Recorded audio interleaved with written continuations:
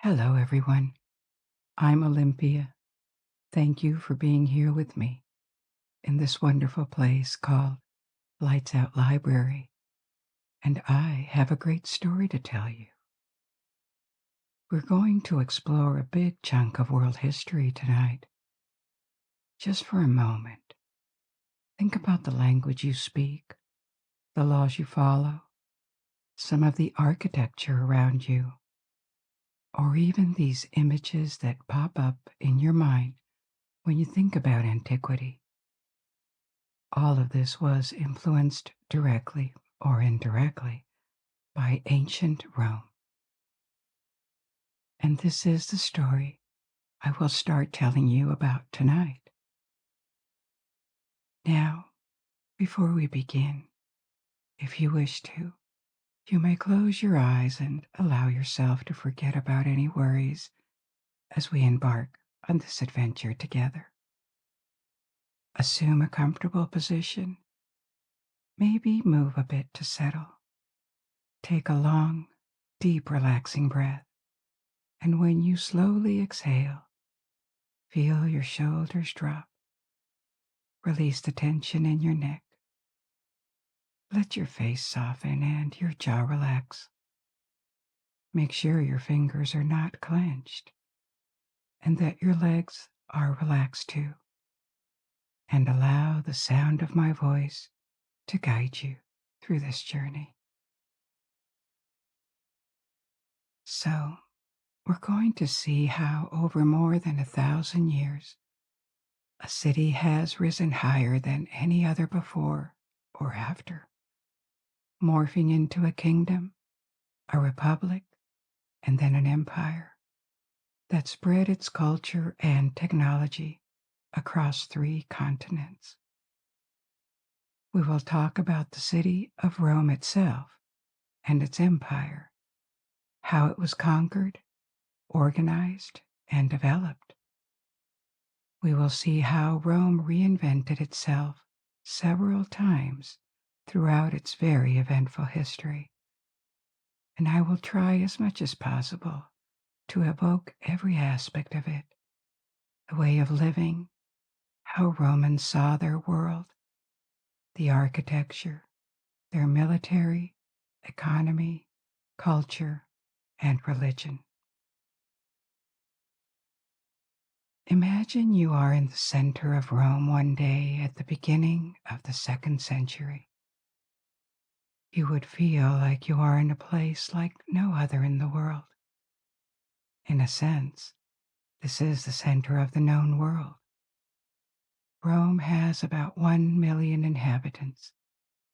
No other city you would have heard of could match that. It has breathtaking architecture and monuments.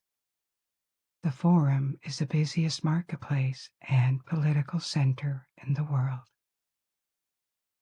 The city has incredible infrastructure with fresh water brought by 11 aqueducts. Public bathhouses, houses that have heating systems. Roads and streets are covered in stone. It offers entertainment to its population on a scale that no other place in the world could compete with. There is a giant coliseum for shows and gladiator fights. There is a hippodrome for chariot races. There are theaters, shops, public and private parties all the time. The large population is sustained with huge quantities of food, imported from every corner of the Mediterranean Sea.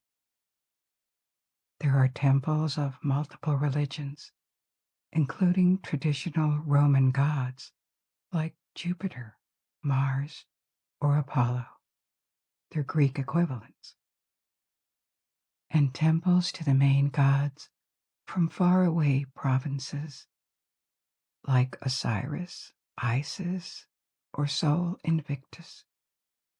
And there is also this new religion called Christianity, with a single God and a critical view of Roman society. So they are regularly forbidden and persecuted because they are disloyal to Rome. But this is no big concern for now. And you know that nothing, absolutely nothing, could seriously threaten the might of Rome. From the city, you could travel for many days or even weeks, by sea or by land, on modern and well-maintained roads, and you would still be within the frontiers of the empire. Everywhere you would find more cities, built like small replicas of Rome, with a forum, temples to Roman and local gods, and people who have adopted Roman customs and mixed them with their own. For a very long time already, this giant empire has kept peace within its borders. Not perfect peace, because there were times of trouble or internal fights for power at the head of the state.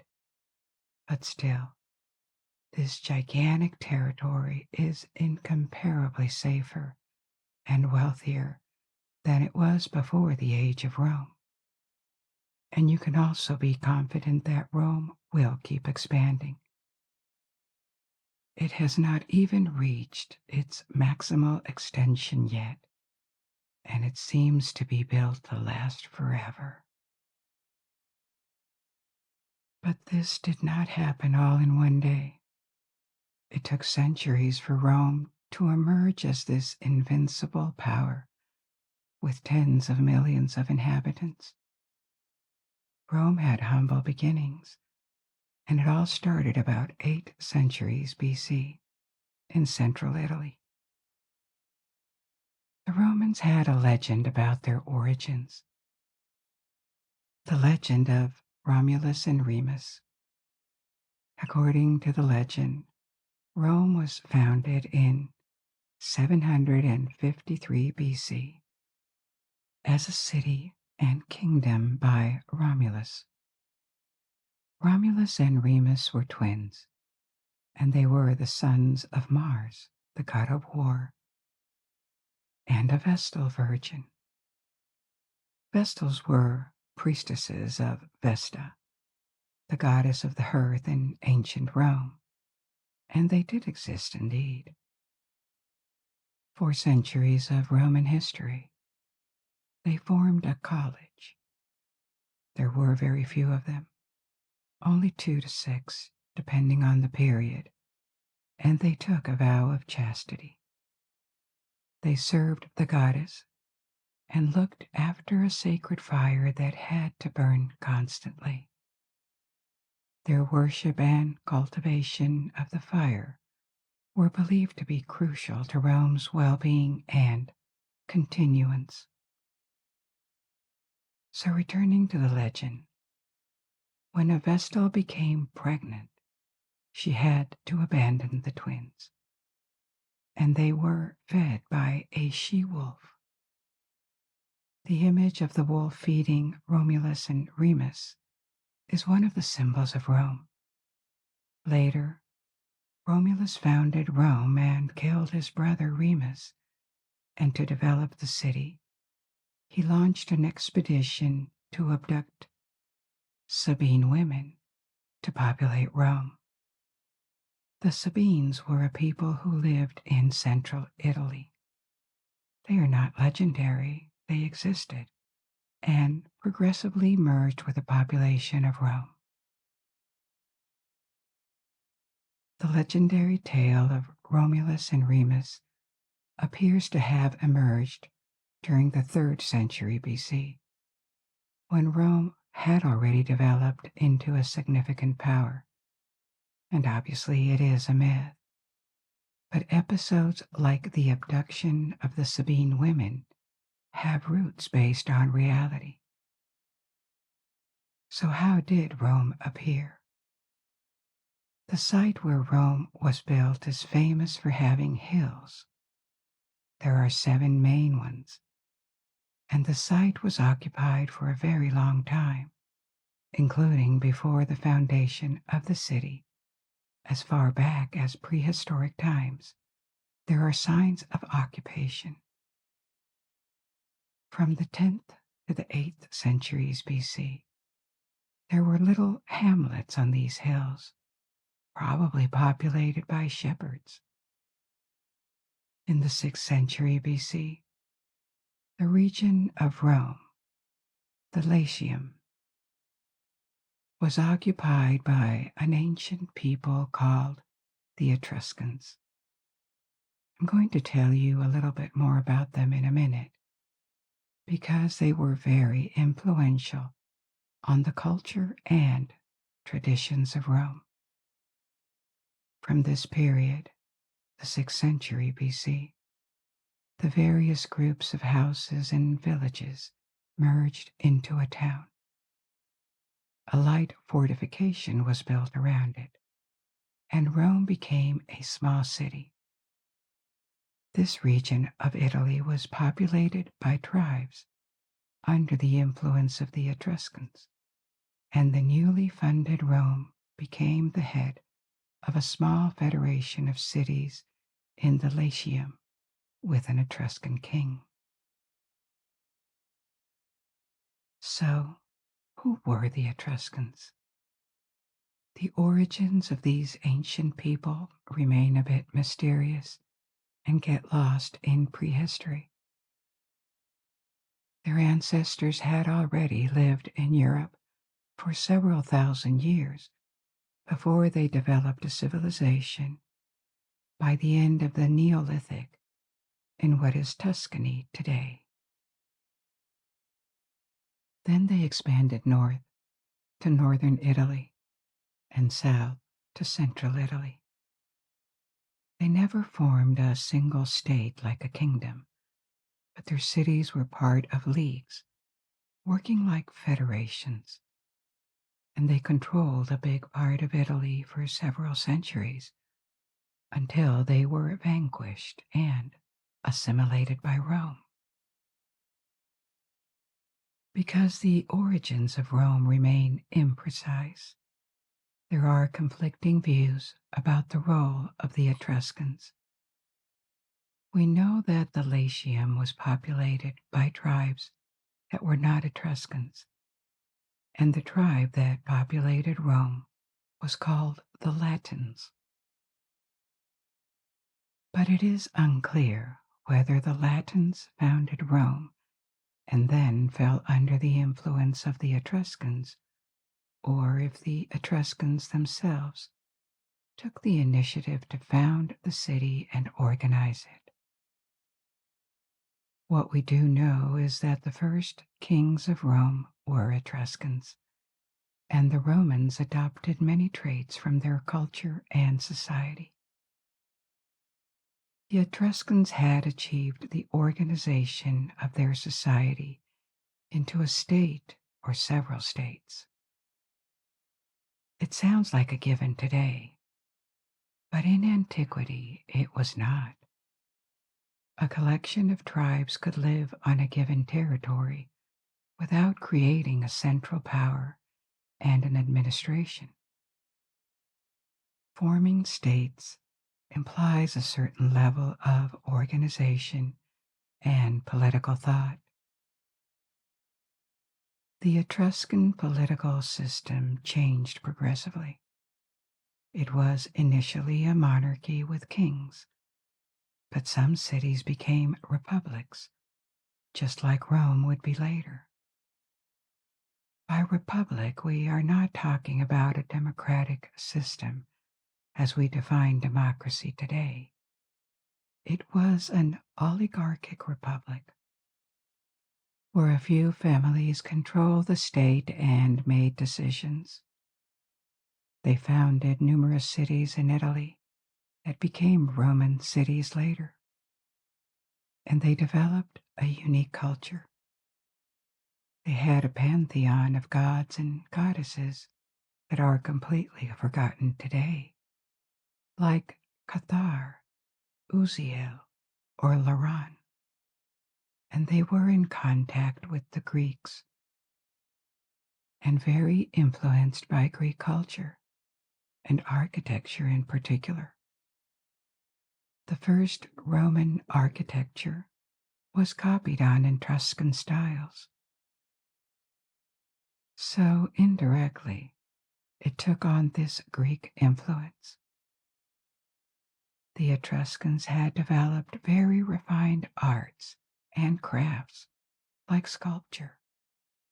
Their bronze sculptures were famous and often exported to other parts of the Mediterranean world. Painting, pottery, and their aristocracy lived a life of leisure and pleasures that also influenced the Romans. Wealthy people had large houses with frescoes and all sorts of decoration. Their level of refinement existed around the Mediterranean Sea in the 6th and 5th centuries BC, like in Greece or in Phoenician cities, but it was uncommon, and on many counts, the Etruscans were an advanced people. The history of Rome as an independent and expansionist power began in 509 BC, when the Romans ousted their Etruscan king Tarquinius and founded a republic. This was the beginning of a long struggle, several centuries of almost constant wars with conquests and setbacks, from which Rome emerged as the dominant power in the Mediterranean world. So, what happened, and why did Rome become independent? Since its foundation, the city had grown, and the majority of its population was this Italic tribe called the Latins. Like other tribes, I mentioned the Sabines earlier. The Latins were an Indo-European people. Their ancestors had migrated westward, starting several thousand years before, in the same migration waves that brought the Celts to Western Europe and the Greeks to the south of the Balkans. We don't precisely know when and how, but after settling in Europe, Indo-European people mixed with the inhabitants they found, and they strongly influenced their culture. Italic tribes are the representatives of these Indo-European migrations that settled in Italy, and they remained separate from the Etruscans, who, as far as we know, based on their language and DNA tests made on remains, were not Indo-Europeans. The exact reasons that led to Tarquinius being overthrown are unknown, but it is probably because of the growth of Rome. Families that had been living in the city for generations had become much wealthier, more influential, and wanted to have a say in politics. They must have organized this coup to get rid of the king and share political power between them. These well-established families are a central element to understanding politics in ancient Rome, especially when it was a republic. They formed a sort of aristocracy, even though they didn't have nobility titles. Their family name and their belonging to a particular family, a particular gens, with a common ancestor, was crucial for their social status. These influential families that seized power when the Republic was founded are called the patricians. But as Rome kept growing in the following decades and centuries, an even more important proportion of the population was no longer affiliated with patrician families, but they still wanted to be heard at least, and they formed the plebs, the Roman citizens who were not patricians. Later, the term plebs became applied more widely to all ordinary people as opposed to the elite. But being a plebeian in Rome was not the worst possible social position. They were still citizens. Slaves lived in Rome too. I'll tell you about that later. And the plebs obtained rights. They had their tribunes, their representatives, and a people's assembly. So these people's state of mind was a constant preoccupation for the Senate that represented the patrician families. And the Senate advised the two consuls elected every year to the head of the republic by the citizens. For centuries until the end of the republic, the system looked unstable, with constant power struggles. And yet for centuries, every time Rome needed to be defended, or when important decisions had to be taken, the various factions managed to make it work without putting an end to the republic. It was suspended sometimes and replaced by a time-limited dictatorship in case of emergency. But it proved resilient for almost 500 years. This is a lot of time for a political regime. You wouldn't find many countries in the world today that have maintained the exact same political system for such a long time. Technically, some countries have kept monarchy until today for longer, but now it works very differently than it did 400 or 500 years ago. I told you the story of the Roman Republic was shaky. Apart from internal tensions in Rome, there were considerable hardships. When Rome became a republic, it was still a marginal, forgettable power in the Mediterranean world. Greece was much more relevant. Greece was a collection of small city-states and kingdoms, but Greek culture and trade were highly influential as well. And whenever you were in the Mediterranean Sea, from Spain in the west to the Levant in the east, you were never very far from a Greek presence, because Greek cities had founded many colonies all around the sea. There were also the Phoenicians, a people of sailors and traders based in the Levant. Initially, roughly what is Lebanon today. And they also developed remote colonies and trading posts all around the Mediterranean Sea. The most famous of these colonies being Carthage. North of Italy, on the other side of the Alps, lived Germanic tribes and the Gauls. These were not politically organized and were considered barbarians, but still a big threat because of their numbers and their ferocity in war. So Rome started expanding mostly by absorbing small towns and villages, and then expanded to the mountains around Latium, including to the territory of the Sabines. This episode that saw the Sabines become part of Rome was probably the origin of the mythical story about the abduction of Sabine women.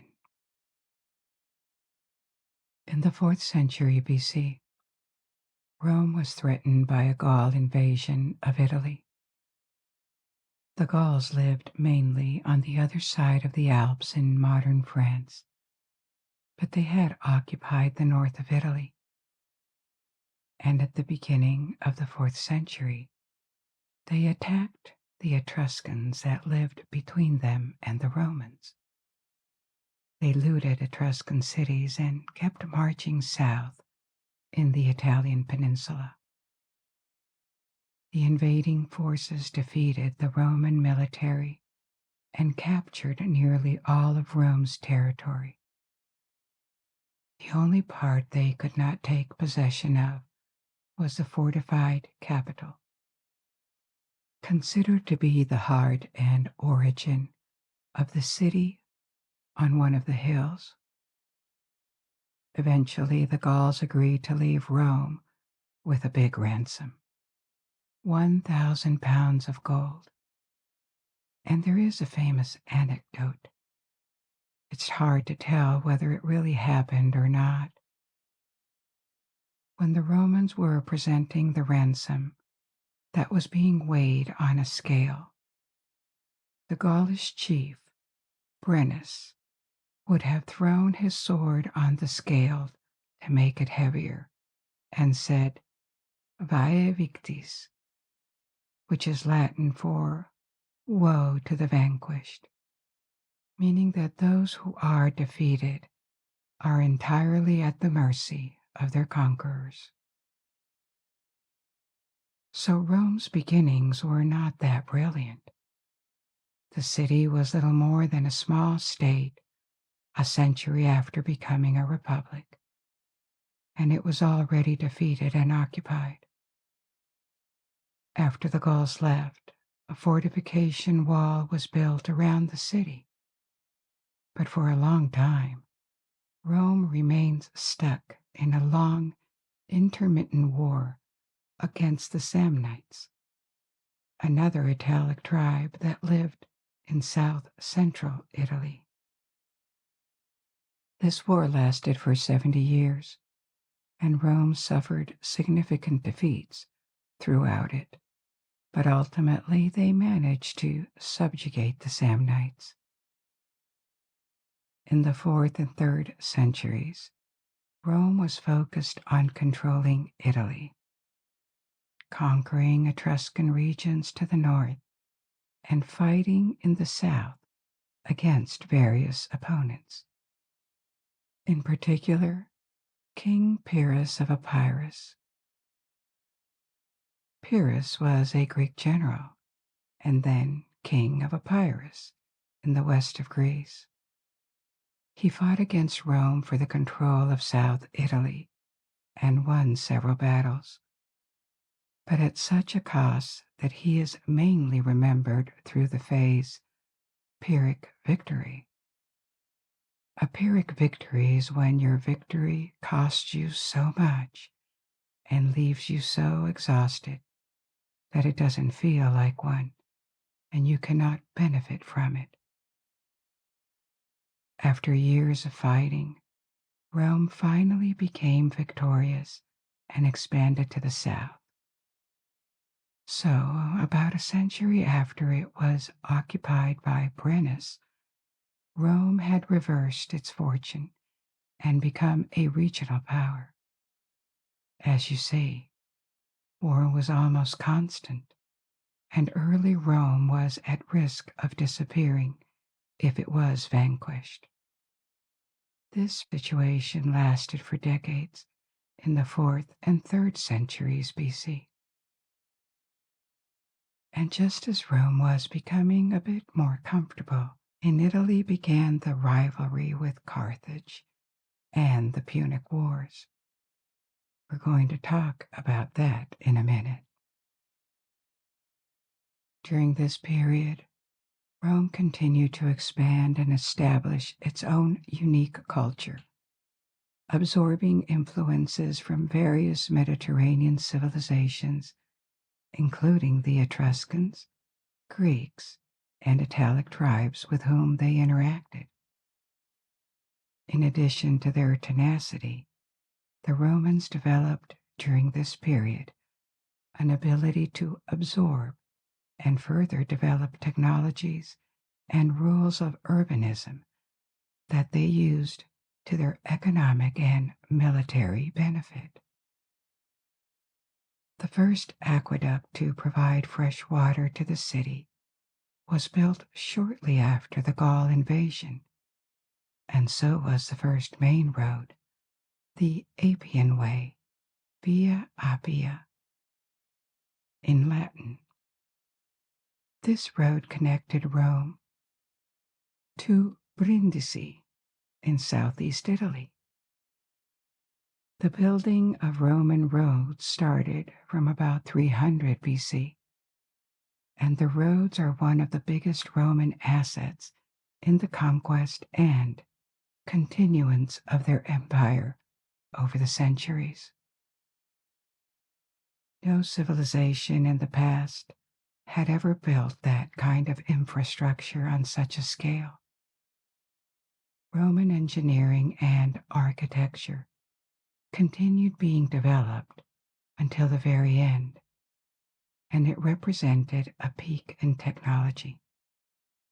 Actually, after the fall of the Western Roman Empire, many technologies were lost and were not rediscovered or their equivalent until the very late Middle Ages or the modern age, a millennium later. Roman roads were built to minimize repairs and allow the movement of troops and people in the most efficient and fastest ways possible. The main roads were excavated, and inside this ditch that had been dug, various layers of materials, including sand, gravel, and rocks, were dumped. The flat surface was obtained by a last layer of stones and concrete.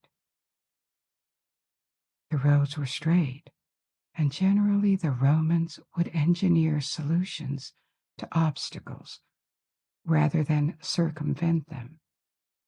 They dug tunnels or they built bridges. It is one characteristic of the Romans that makes them appear very modern to us. They had a drive to use technology to their advantage and to solve problems. They also modeled the geography to suit their needs, not just their roads. No civilization before them had built that many bridges, aqueducts, or invented complex systems designed for comfort. Roman baths, for example, had water heating systems with metallic tubes to transport the water. Houses had heating systems based on sending hot air under the floors to warm them. The Romans pioneered a revolutionary concrete mixture that enabled them to construct unprecedented architectural features like soaring roofs and massive domes. Unlike many ancient civilizations, such as Egypt, that valued tradition over progress, the Romans actively embraced and pursued innovation as a cultural virtue. So, this innovative drive and also the willingness to adopt any technology that works, wherever it comes from, is a Roman characteristic that explains a lot of Roman expansion and longevity. The Romans ended up with much better infrastructure, weapons, warships, even though it was initially not their strength, and agricultural productivity than any of their neighbors. This made the Roman way of life more attractive to other people, making them accept conquest more easily, and made Rome wealthier and better organized than any other civilization before. But this type of advantage appears in the long term, and even though the early Roman Republic had managed to control most of Italy in the 3rd century BC, it was faced with maybe its biggest opponent to date, Carthage. I made a story about the history of Carthage that you will find in my library. Carthage was a Phoenician colony that developed its own sphere of influence, with smaller colonies and trading posts in the western half of the Mediterranean Sea. The city was in Tunisia, and by the 3rd century BC, it had turned into the largest trading power in the Mediterranean world. Its power was based in particular on the control of the sea. With a considerable merchant and war fleet, Carthage occupied the west of the island of Sicily, the islands of Sardinia and Corsica, parts of North Africa, and the south of Spain. Its expansionism clashed with Rome's in the 3rd century around the control of Sicily and also the control of the lucrative sea lanes that connected the western Mediterranean with Greece, Egypt, and the Levant, and north-south routes between North Africa and the south of Europe. Rome and Carthage became arch enemies for a century and had 3 major wars until Carthage was defeated and literally destroyed. These wars between Rome and Carthage are called the Punic Wars. The first one started in 264 BC and lasted for more than 20 years. It was initially difficult for Rome. Its fleet was lost in a storm, and Rome tried to besiege Carthage. But the Roman legions, I'll tell you later about the Roman army, were not very efficient against Carthage's tactics using war elephants, and a very good cavalry from their allies, the Numidians. Later, the situation improved for Rome. They forced Carthage to evacuate Sicily, and they won a decisive naval victory. In 241 BC, Carthage accepted peace and signed the treaty that abandoned Sicily to Rome. And Rome also took advantage of Carthage's weakness after the war to annex Sardinia and Corsica. But this peace treaty was really just a truce, because the antagonism between the two states had not really resolved. Carthage wanted revenge, and 20 years after the First Punic War, it now had a brilliant general, maybe one of the best military commanders of all time, Hannibal Barca. Once again, Rome's existence was about to be threatened. Hannibal gathered a massive army in Spain, 50,000 infantry, 10,000 cavalry, plus war elephants, and Carthage took the initiative by attacking a Greek colony allied with Rome on the coast of Spain. Then Hannibal crossed Spain, the south of Gauls, and the Alps with this army, directly threatening Italy and the territory of the Roman Republic. Rome sent various armies against him, which were all defeated, and Hannibal kept marching towards the center of the Republic, towards Rome. In 216 BC, one of the most important battles of antiquity took place in Cannae. Hannibal's army had suffered from attrition after this long journey, the passing of the Alps, and several battles. So at this point, the Romans could field twice as many soldiers on the battlefield. And yet this was not enough, and Hannibal managed to encircle the Roman army, which moved in very strict and rigid formations, and it was a massacre for the Romans. Hannibal could have attacked Rome, which was now defenseless. But happily for the Romans, he didn't do it due to dissensions between his officers and the exhaustion of his troops after such a long journey and multiple battles. So he stayed in Italy, but did not dare attack Rome. And this gave time to the Romans to re-engage the war. In the following years, his army was lost due to attrition and counterattacks, and several years later, a Roman expedition headed by General Scipio took control of Spain and then moved to Africa. The Numidian forces, previously loyal to Carthage, switched their allegiance to Rome.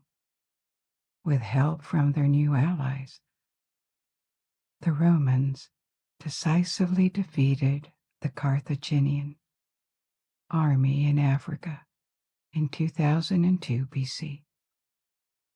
A new peace that turned Carthage almost into a protectorate of Rome was signed in the following years.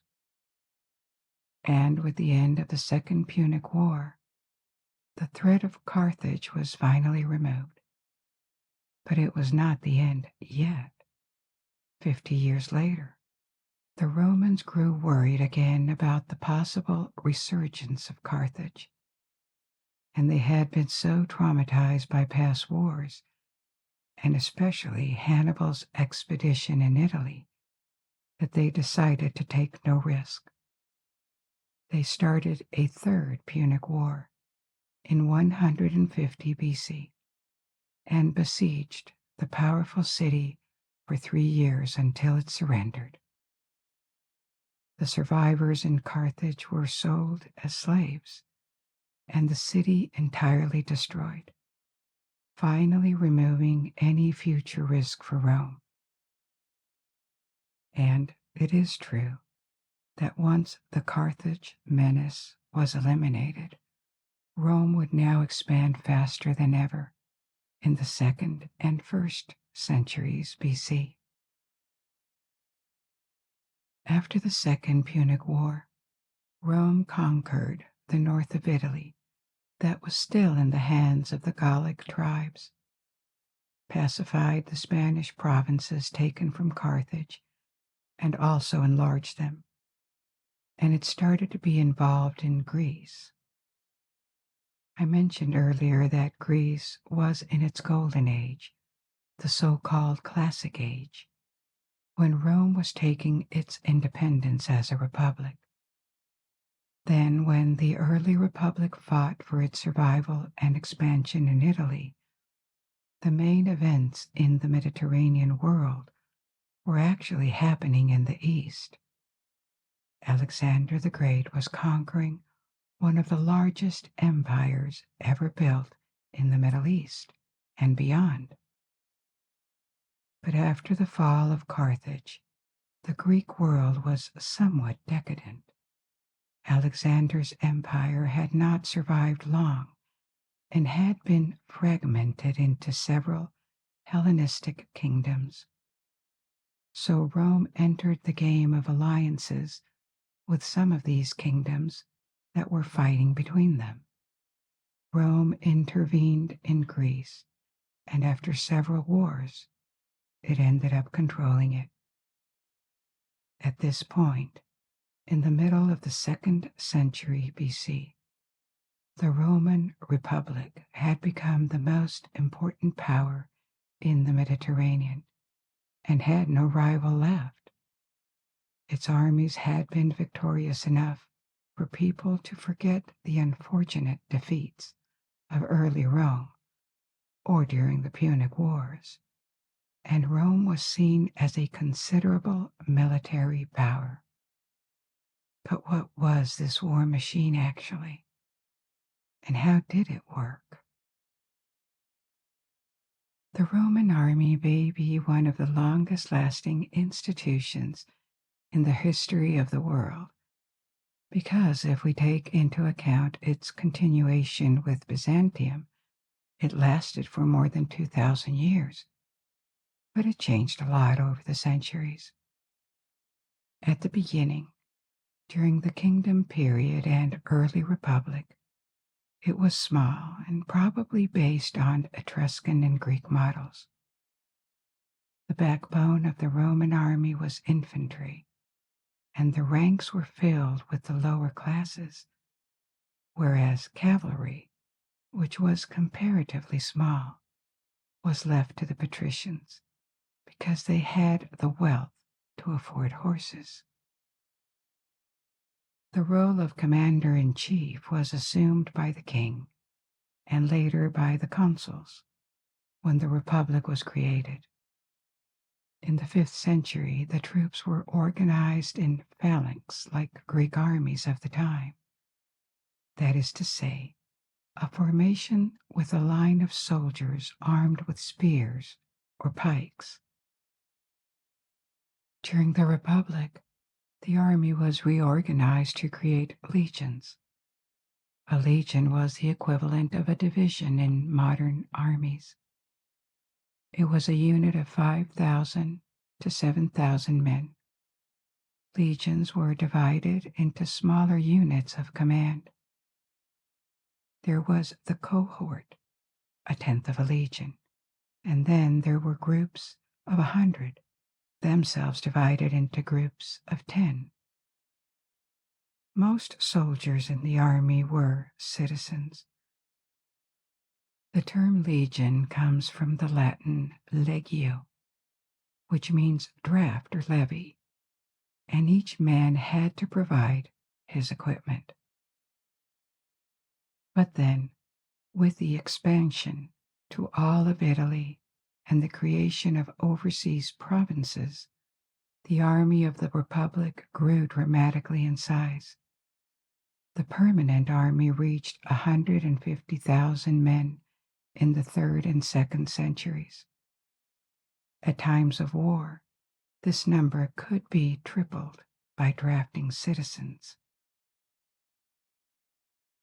Along Roman history, the military became more and more professional and relied less and less on drafting. The equipment was standardized, and discipline was extremely strict. This was a huge difference between the Roman army and most of its opponents like Celtic people, Germanic, North African, or Middle Eastern tribes. Very often, Roman armies relied on strict formations that allowed maneuvers on the battlefield, whereas their enemies had a more chaotic and disorganized way of fighting. And the Romans applied their engineering capabilities and technological edge to their weaponry, especially siege weapons. They did not invent these siege weapons. They had been in use for centuries by other nations, but they had engineers accompanying the legions, and they would quickly build ballistas, Scorpios, or siege towers.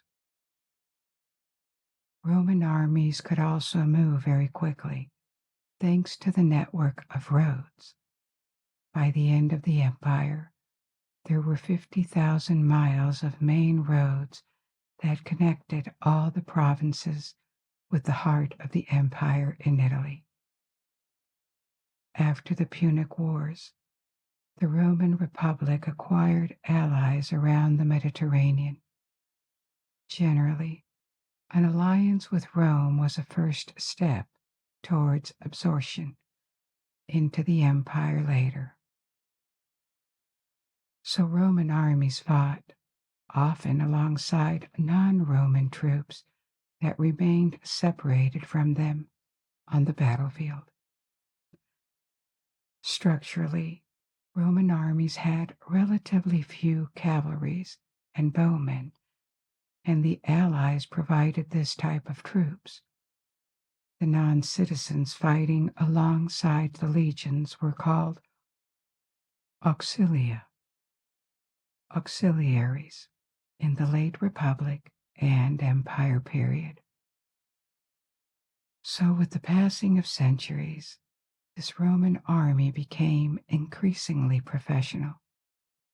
Men signed for a very long service time, 16 to 25 years, depending on the period. And after a few campaigns with very strict training, Roman legionaries were by far the most efficient troops in the Mediterranean world. And after the wars against Carthage, the Roman army started to acquire a reputation of invincibility. Even though it was not completely deserved, there were still defeats from time to time. But Rome had such a capacity to replace its armies and such a size that no neighbor could lastingly win against it. Despite the expansion of Rome, I mentioned earlier that the political system of the Republic could be unstable, with a Senate that represented the views and interests of the elite, the patricians, whereas the plebs had to fight for representation and to be taken into account. But the plebs were able to obtain concessions. Their people's assembly and their tribunes had to be respected. They also obtained rights. For example, patricians and plebeians could not get married in the early republic, and this interdiction was abolished. They also obtained that the laws be put in writing. And this is another remarkable characteristic of ancient Rome, the systematic codification of laws and the attribution of a legal status to every single individual. It depends on where you live, but if it is in Europe or America, in a country of civil or common law, Roman laws are the basic framework of the legal system. This is why there are so many Latin terms in legal terminology. Of course, there have been considerable changes since then, reflecting the state of society and the state of right. So, what was society like in ancient Rome? It changed over time, too. At the center of social organization was the family. And it was not just a biological reality or a tradition.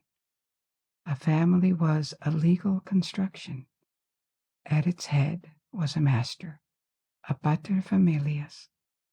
He was the master of his wife, his children, and even at the beginning of the Republic, the master of the wives of his sons, their children, and of course the slaves attached to the family, because slavery was a part of the social order.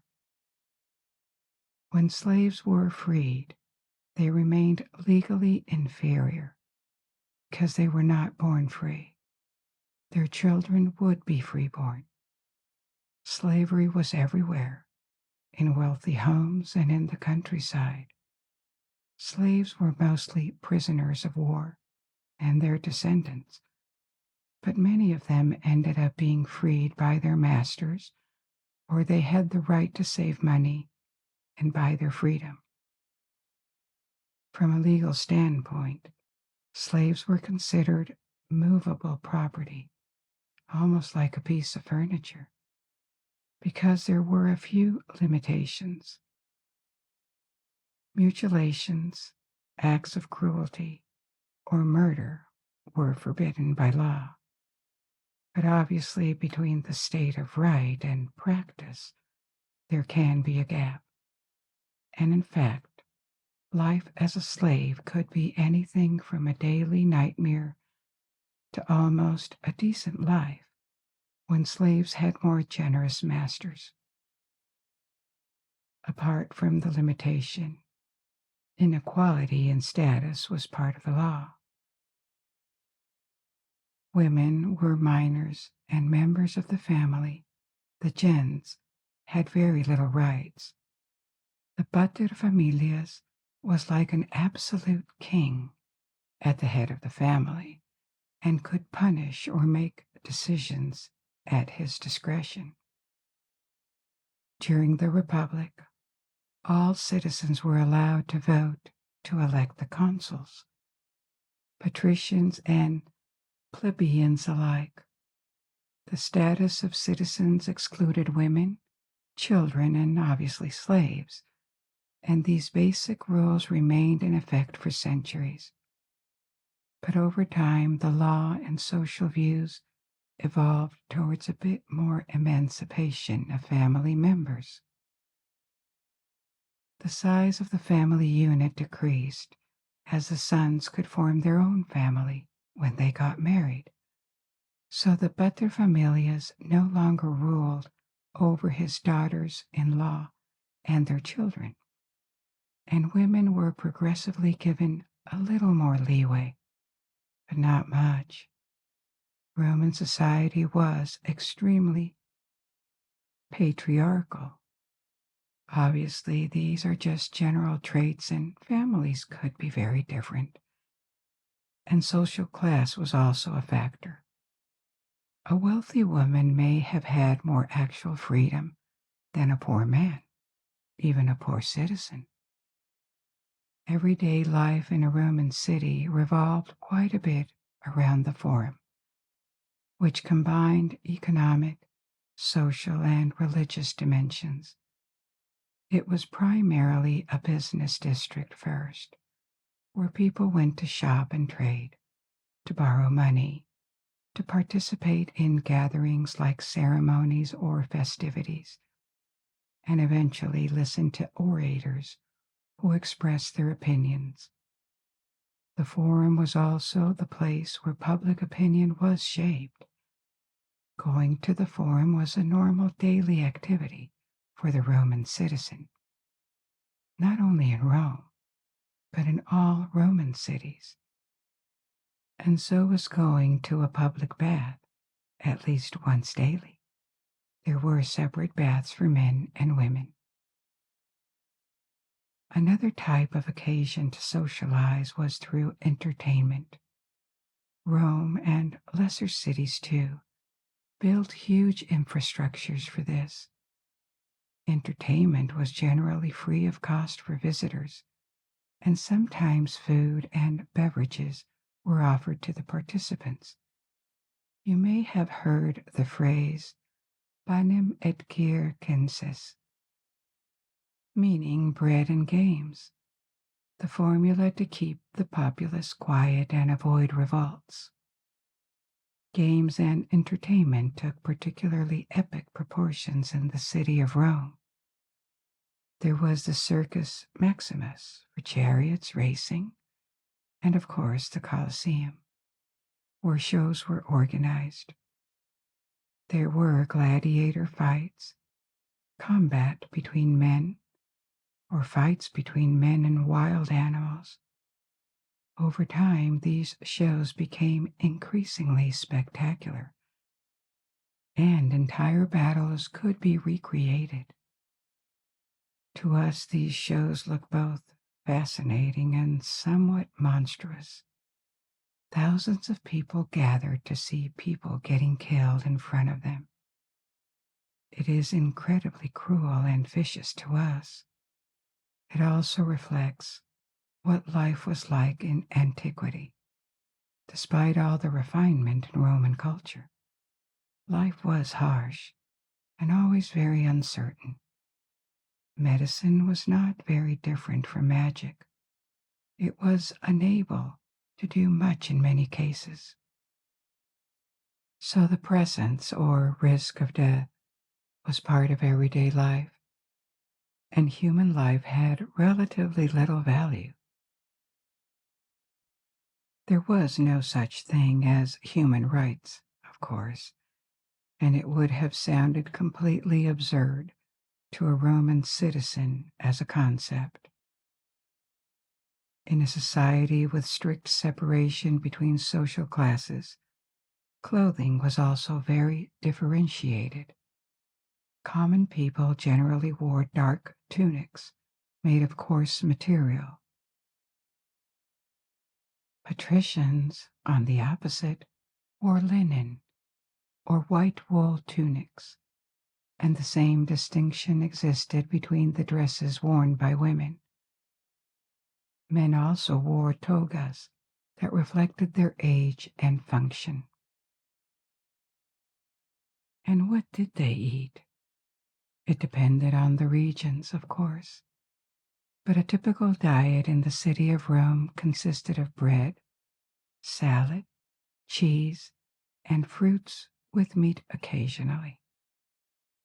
In the early republic, families ate around the table together, but with more wealth and refinement in wealthier circles. A special room with couches for eating, called a triclinium, appeared. During festivities, people would gather in a triclinium, and meals could last forever, served by slaves to the participants.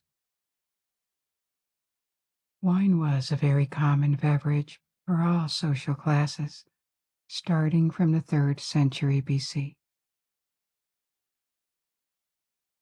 You might think that this kind of indulgence and refinement was a sign of looser and looser discipline, but not really.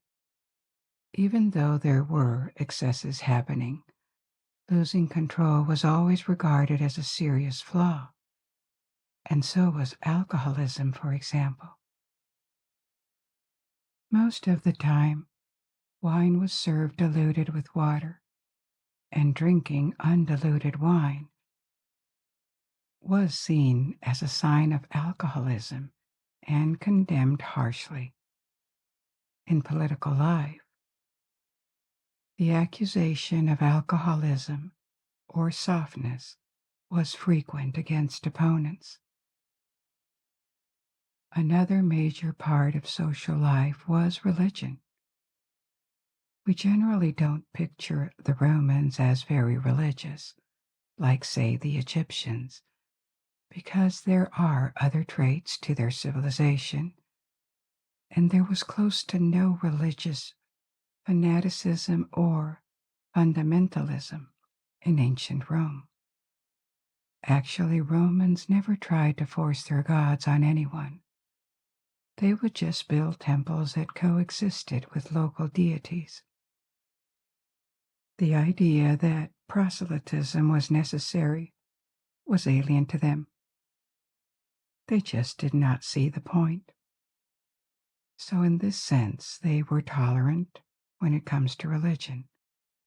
But this tolerance had limitations because the frontier between religion and social order, or between church and state, was completely blurred. Participants in religious ceremonies and showing respect to gods and traditions was a way of socializing and showing your belonging to the world of Rome. I'll tell you later about the emergence of Christianity in the Roman Empire and the persecution of early Christians. They were not persecuted on religious grounds precisely. The single God that the Christians believed in could have perfectly coexisted with traditional Roman beliefs. The problem was that the Christian faith rejected all other gods as fake idols that should have no place, and Christianity was also critical of many Roman traditions. So when it started to spread, this new religion was perceived as a revolutionary threat directed at the very basis of Roman society. The Christians were asking for the elimination of all other deities and refused to participate in the ceremonies and festivities that regularly reaffirmed the foundation of Roman society. There had been nothing of the sort before Christianity, and this is why, for a very long time, until Christians finally won the fight and obtained the conversion of emperors to the new faith, Christians were seen as an aggressive, fanatical cult that had to be eliminated to preserve social order. But as I said, socializing and being a citizen meant participating in ceremonies, offering gifts to the gods, and showing signs of respect to Roman traditions. Most public events had a religious dimension. For example, there was the Roman Triumph. It was a parade organized to celebrate the victories of a general. At its core, the triumph was a religious procession. To demonstrate his devotion and commitment to public service, the victorious general offered part of his war treasures to the deities, particularly Jupiter, who symbolized righteous leadership and authority. Apart from public displays of religiosity, religion was also a daily private matter in every home. They had a little shrine where people could pray to their house gods and their ancestors. Returning to political life under the Republic, a period of instability started after the Third Punic War, around 130 BC. During the wars against Carthage, the Senate and the consuls had gained more power in Rome at the expense of the plebs and its people's assembly. And this led to a reaction against the balance of power that now looked too tilted against the people.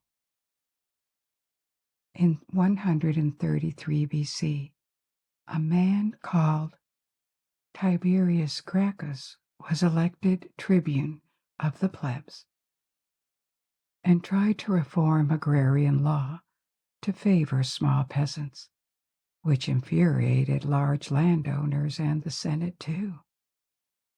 But his law was adopted by the People's Assembly, so several senators organized his assassination to get rid of him. But 10 years later, his brother, Gaius Gracchus, was elected tribune of the plebs and kept pushing in the same direction and even further. He proposed a law that would make it compulsory for the state to provide cheap wheat to all poor citizens of Rome. This was unacceptable for the Senate, which gave all powers to the consul to crush Gracchus's supporters.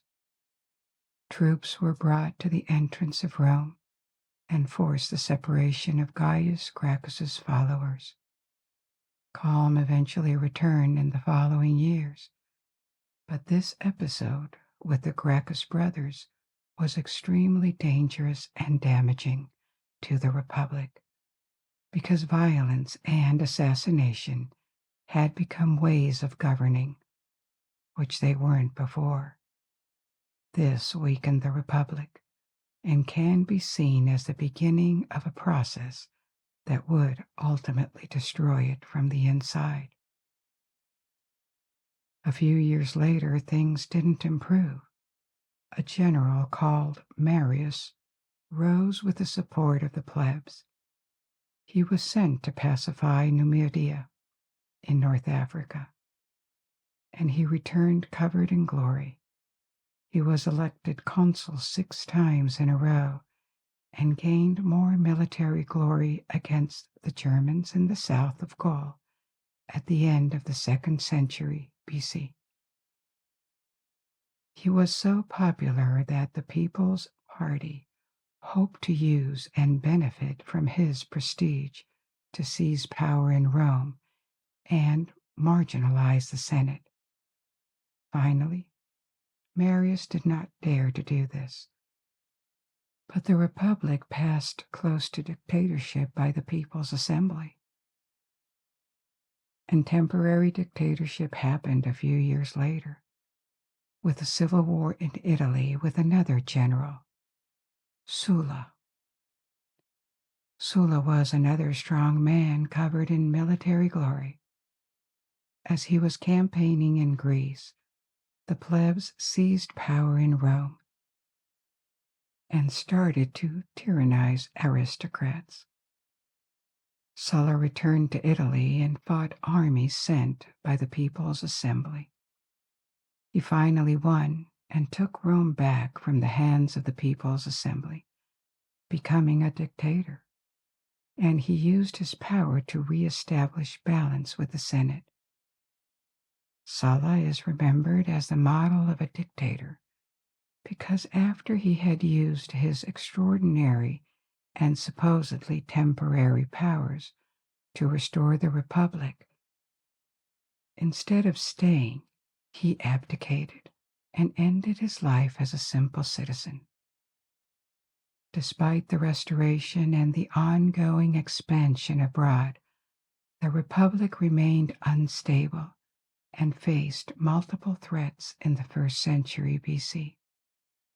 The Senate and the People's Party were still fighting, and at some point, the provinces of Spain revolted.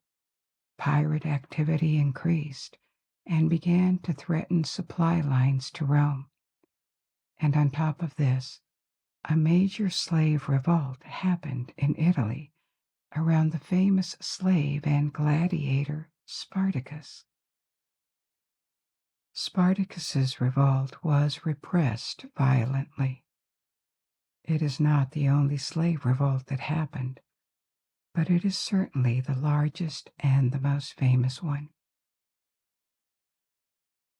Faced with all these simultaneous threats, the Senate gave an army to another providential man, Pompey. Pompey was very efficient in solving problems for the Senate. He crushed the People's Party, then he pacified Spain, and he finished destroying Spartacus's army. When he returned to Rome, he was seen as a savior. But he had his own autonomy and was not just a creature of the Senate. He used his powers and influence to reestablish the rights of the tribunes of the plebs, which made him even more popular. And he gained even more popularity by supervising the elimination of the pirate threat and winning more battles in the eastern regions of the Roman territory in Anatolia, Syria, and Palestine. In his absence, because he stayed in the Levant for 5 years, 2 men rose in Rome. Crassus, a very wealthy politician who became head of the People's Party, and behind Crassus, Julius Caesar. When Pompey returned to Rome, he was covered in more military glory and authority than ever, and given how weak the institutions of the Republic had become, the senators worried about what he could do with his influence. Faced with hostility from the Senate, Pompey allied with Crassus and Caesar to seize power between them. In 60 BC, they formed the so-called triumvirate. They were granted full powers for 5 years, with each of them given provinces to oversee. At this point, the Republic as a regime had never been weaker, because it could not escape a circle of internal fights between factions and strong men controlling power. But at the same time, Rome as a state had never been stronger. The legions had successfully pacified revolted provinces, Italy was under good control after the crushing of Spartacus, and a new phase of accelerated expansion was about to begin. But the days of the Republic were surely numbered, and neither Caesar nor Cracus nor Pompey seemed inclined to share power forever.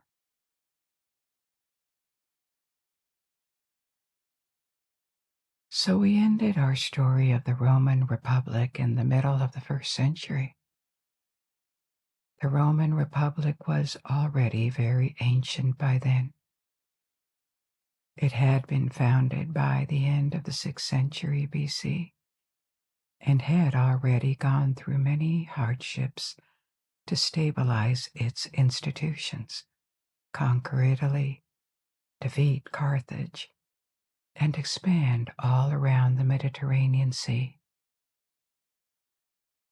By the middle of the 1st century BC, Rome had become a dominant power and had already occupied Spain, the south of Gaul, Italy, Greece, and parts of North Africa and the Middle East. Rome was wealthy, technologically advanced, and had the largest and most powerful army in the known world. But the regime, the institutions, the republic looked increasingly fragile and threatened. You remember that the republic was based on a balance of power in the city of Rome between social classes. There was an elite, the patricians, who controlled the Senate, and the rest of the citizens forming the plebs.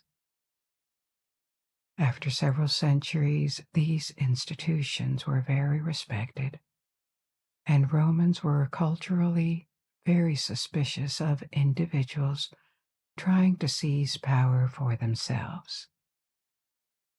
In Rome, political authority was not concentrated on individual figures. There were two consuls. They were re-elected every year. But even though the republican system had been very resilient for a long time, it looked increasingly weak in the 1st century. Politics had become more violent, with the Senate or the plebs willing to use violence and assassination to impose their views. Throughout recent decades, numerous powerful military leaders had emerged, with various political factions viewing them as instruments to enforce their agenda, including generals Marius and Sulla, and most recently Pompey. While senators and plebeian tribunes fully understood the institutional dangers such arrangements posed,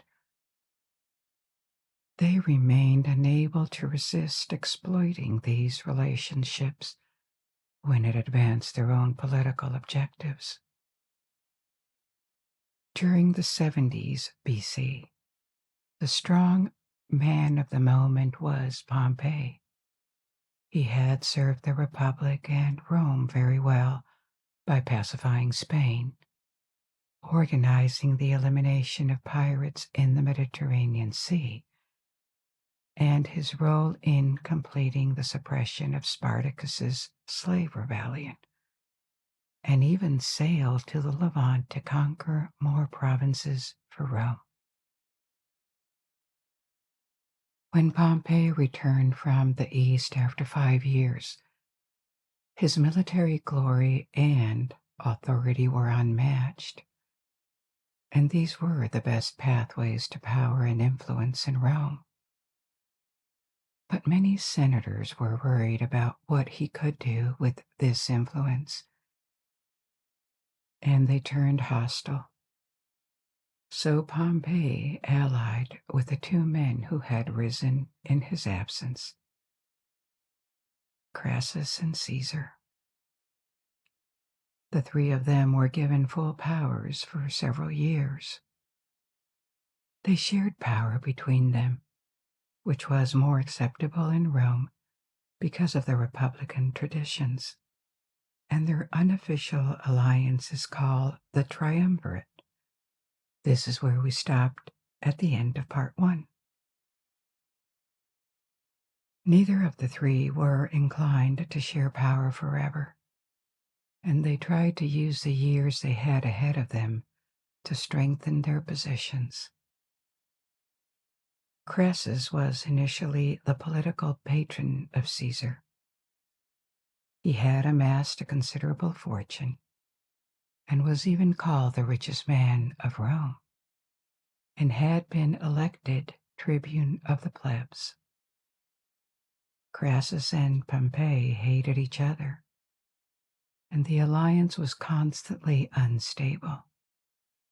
Actually, it lasted for a few years only. Crassus received the governorship of the province of Syria and intended to use it as a launchpad to conquer more land for Rome and gain the military glory that he lacked. So he launched an expedition against the Parthian Empire, Rome's neighbor in Syria. But the expedition was a complete disaster, and he ended up losing his army and being killed in 53 BC. Caesar also lacked the aura of military success that Pompey had, and he knew he needed to acquire this when the triumvirate was formed. But who was Julius Caesar? He came from a patrician family, the gens Julia. Gens, you remember, is a Latin name for these ancient Roman families, and Caesar had become the master of the family early at 16, following his father's death. At a young age, he started a political career and took on responsibilities in the years before the formation of the triumvirate. He made a political alliance with Crassus, and the two men never betrayed each other. They remained allies until Crassus's death. But before that, Caesar had had a very eventful life with ups and downs. He had lost his family fortune because he was on the wrong side when Sulla became dictator, and he had been stripped of his inheritance, and he had to go into hiding for several years away from Rome. He served in the military and returned to Rome later, starting again from scratch. Despite being from a patrician family, he rose inside the People's Party, the plebs' party, as a politician with talent, as an orator, and from this period he was in the same circle as Crassus. After having lost almost everything, he made his way back to the top politically like this, and was even elected consul. Caesar was extraordinarily ambitious, and he understood perfectly the institutions and the balance of power in Rome. He grew up in a period when political life was violent, and the Senate, or the plebs, were more than ready to use armies to crush the other faction if need be. And he understood, like Crassus, that the only way to have legitimacy in Rome and gain popular support was through a demonstration of strength through military victories. So that when the triumvirate began, his goal became to conquer land for the Republic and bolster his own position by doing so. Caesar's target would be Gaul. Why Gaul? He had received direct command of provinces in the south of France that had been Roman for decades already, and Gaul was a strategic target for Rome. First, because it was very populated and could turn into a wealthy province if well exploited. It is hard to know how many inhabitants there were, but estimates point to around 10 million, which was as much as Italy. The land was fertile and the climate was mild, so this land was rather welcoming, hence the high population. And Gaul was also a threat to Rome because it was close to Italy and it needed to be secured. The Romans had not forgotten the Gallic invasion from the 4th century BC, when Rome was occupied and ransomed by Brennus. And Gaul was also very fragmented. It was an area with a common Celtic culture, but multiple tribes, around 60, that were often at war among them. And this lack of coordination was a perfect opportunity to face them separately and even ally with some of them. Like other Celtic people in Western Europe, the Gauls did not have the type of technological and administrative sophistication that the Romans had. But they were not backwards either.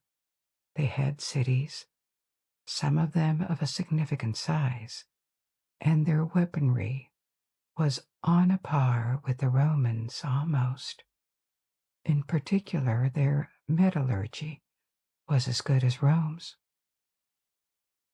In 58 BC, Caesar answered the call for help from a tribe against another and began a long campaign that would end a few years later in the subjugation of all Gaul. The Romans quickly moved north and took control of the northeast of Gaul, a region called Belgica. From this position, they pushed towards the southwest. From 53 BC, the growing Roman presence united several tribes, and they rose against Rome and accepted a common chief to lead their campaign against the invading power. The chief was called Vercingetorix, and he was the chief of the Auvergnes, a tribe from central Gaul. In 52 BC, Vercingetorix led a large army that defeated Caesar's 6 legions at the Battle of Gergovia, which was a huge setback for Rome, but only a temporary one, because the same year Caesar managed to circle and besiege Vercingetorix and the Gallic army inside the city of Alesia. This is in Burgundy today. The defenders starved inside the city and finally had to surrender. Vercingetorix was made prisoner and then sent to Rome to be paraded in Caesar's triumph, and then he was strangled in jail.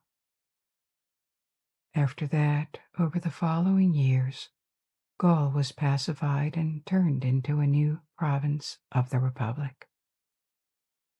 In terms of area and population, this was Rome's biggest conquest to date outside of Italy, and Caesar had now gained a kind of aura and popularity that could put him on par with Pompey. Crassus had died in the east, in his doomed war against the Parthian Empire, and the triumvirate had ceased to exist with the death of Crassus. Pompey worried about Caesar, and so did the Senate. Even though Caesar was from a prestigious patrician family, he had risen to power inside the People's Party, whereas Pompey was closer to the Senate.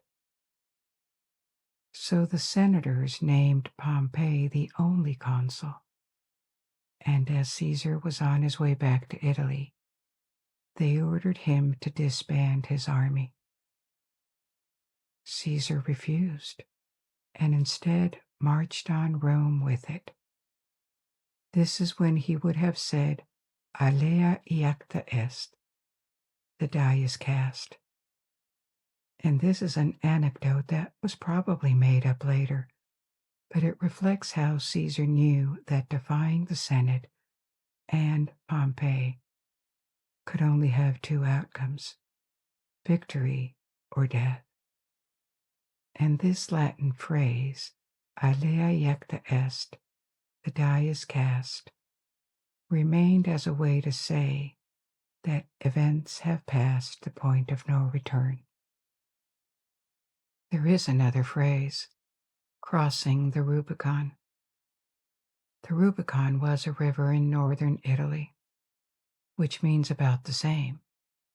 Crossing the Rubicon means one has decided, voluntarily, to pass a point of no return. So crossing the Rubicon marked the beginning of a civil war between supporters of Caesar and supporters of Pompey. The civil war began in 49 BC. Caesar reached Rome and entered the city without difficulty. Pompey and many senators had already escaped to Macedonia to regroup and raise an army. Caesar crossed the Adriatic Sea, and they met at the Battle of Pharsalus in 48 BC. This was a decisive victory for Caesar, despite his smaller army. Pompey escaped to Egypt and Caesar followed him. But when Caesar reached Egypt, King Ptolemy XIII had already ordered the assassination of Pompey and sent his head to Caesar. Egypt at the time was still an independent country with a Greek dynasty, the Ptolemies. This was an attempt to gain the new master of Rome's favors, but it completely backfired for Ptolemy. Instead of gaining a grateful friend, he made an enemy. Caesar was first and foremost a politician, and his goal was more to consolidate power than seek revenge against Pompey.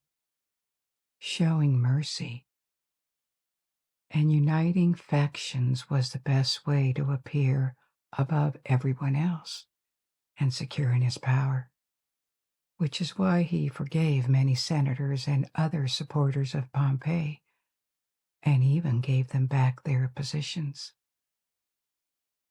Caesar was hoping he could do the same with Pompey himself, which would have been a fantastic public relations operation for him.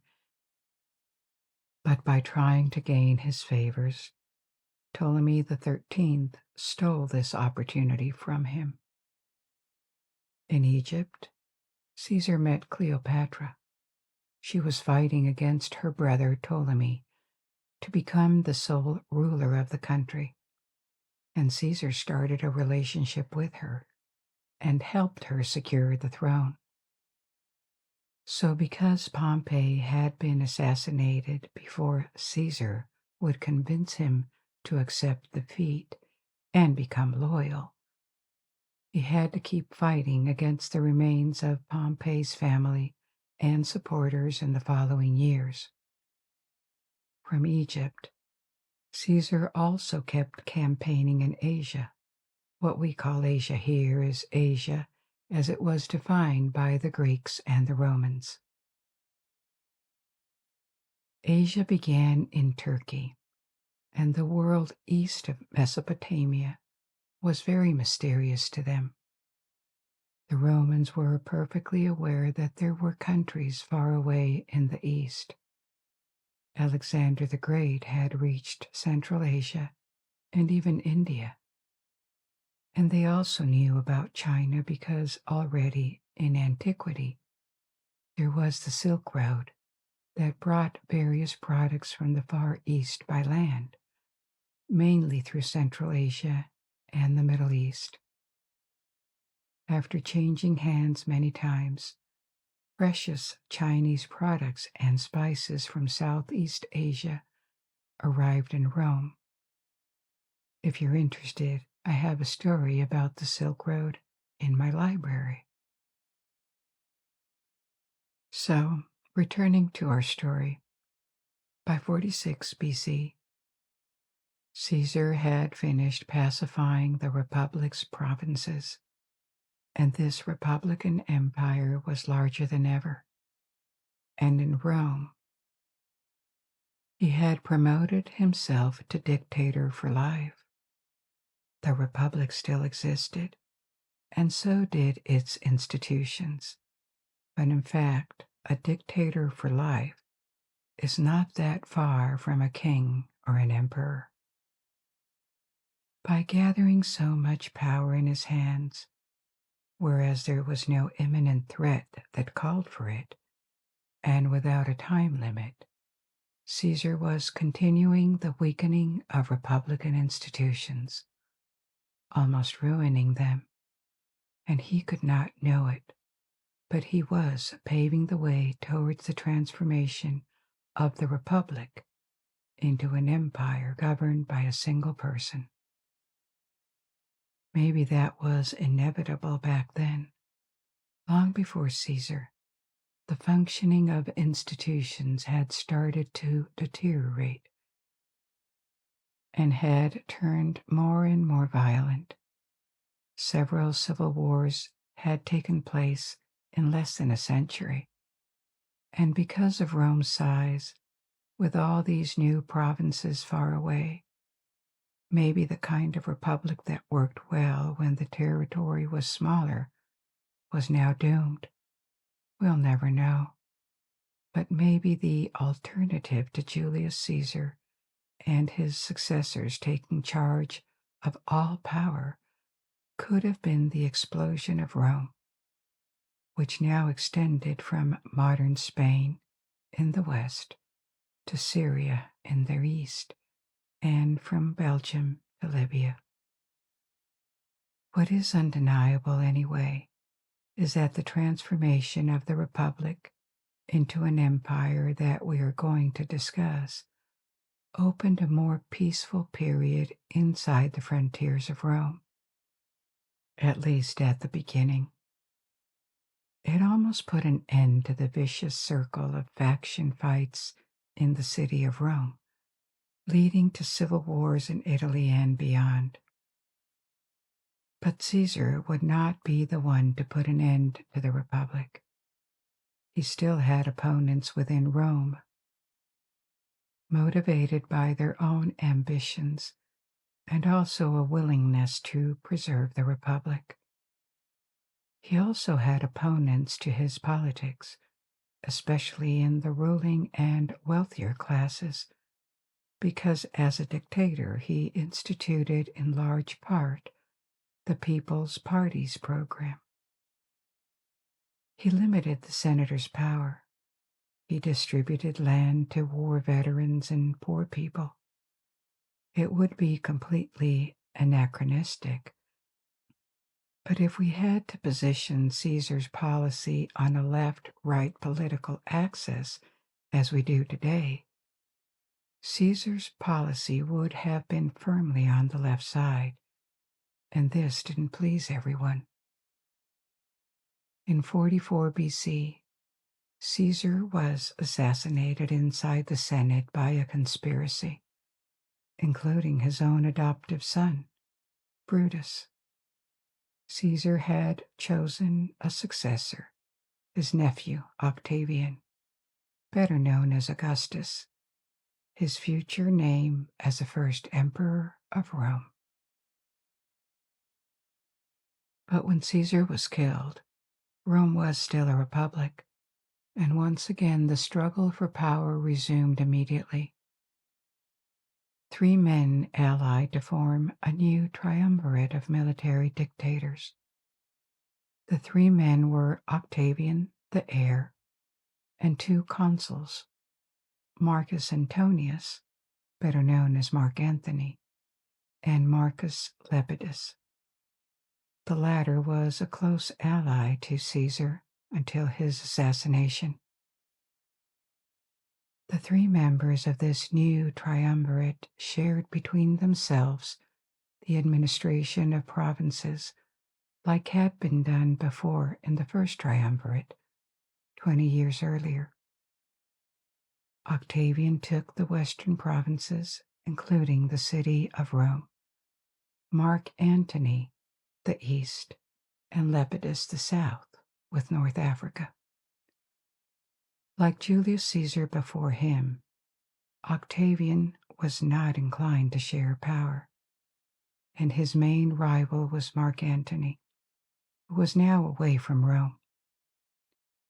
Octavian and his supporters were trying to discredit Mark Antony in Rome. They were helped when he started a relationship with Cleopatra in Egypt. This gave him an image of weakness in Rome for being in the arms of a foreign queen. And obviously Octavian supporters pushed this narrative. Back then, Egypt was under the influence of Rome, but it was still officially independent, and it was also a very strategic region in the Mediterranean world, because Rome needed grain from the Nile Valley. Italy alone did not produce enough to sustain its population, including the city of Rome itself. And like Gaul and Italy, the delta and valley of the Nile had a very large population. Ptolemaic Egypt was not a threat to Rome, but Egypt, allied with a consul controlling the eastern part of the republic, could be a threat. And like the first triumvirate, the second one turned into a civil war. Octavian won it after a decisive battle at Actium in 31 BC. This is probably the largest naval battle of antiquity. It sealed Mark Antony's and Cleopatra's fate.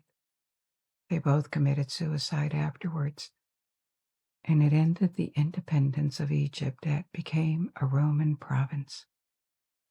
Marcus Lepidus had also been forced into exile, leaving Octavian the only ruler of Rome.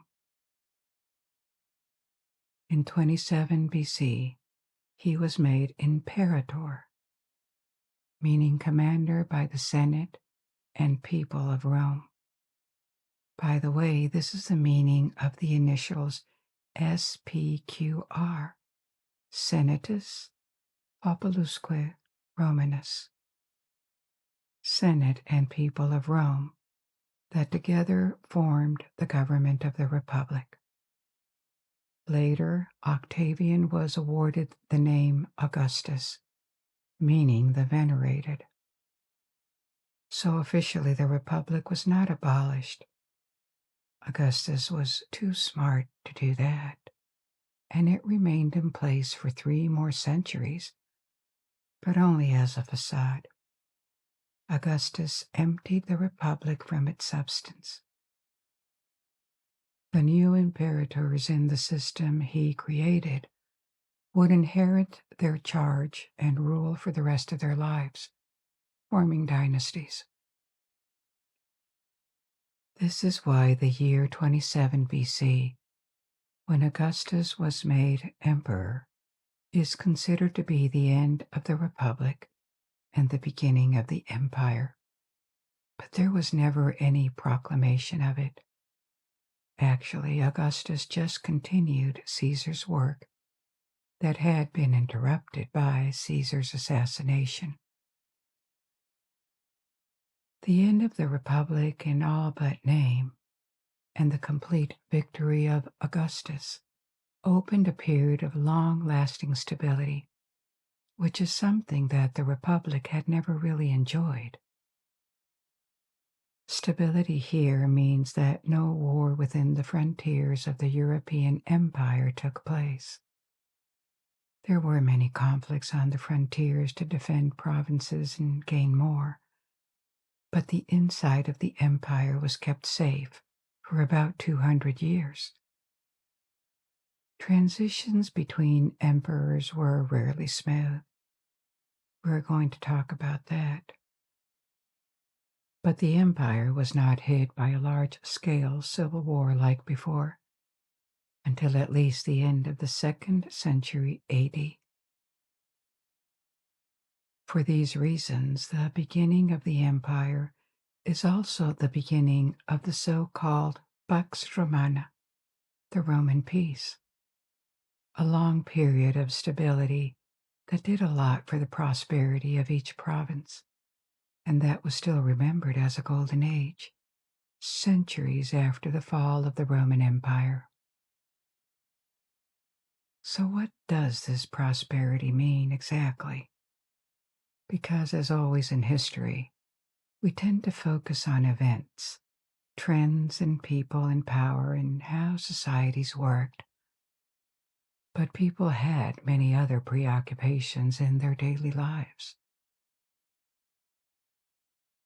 There were no statistics about income or standards of living, of course, but it is possible to estimate the relative wealth of regions, how the economy worked, and what was produced.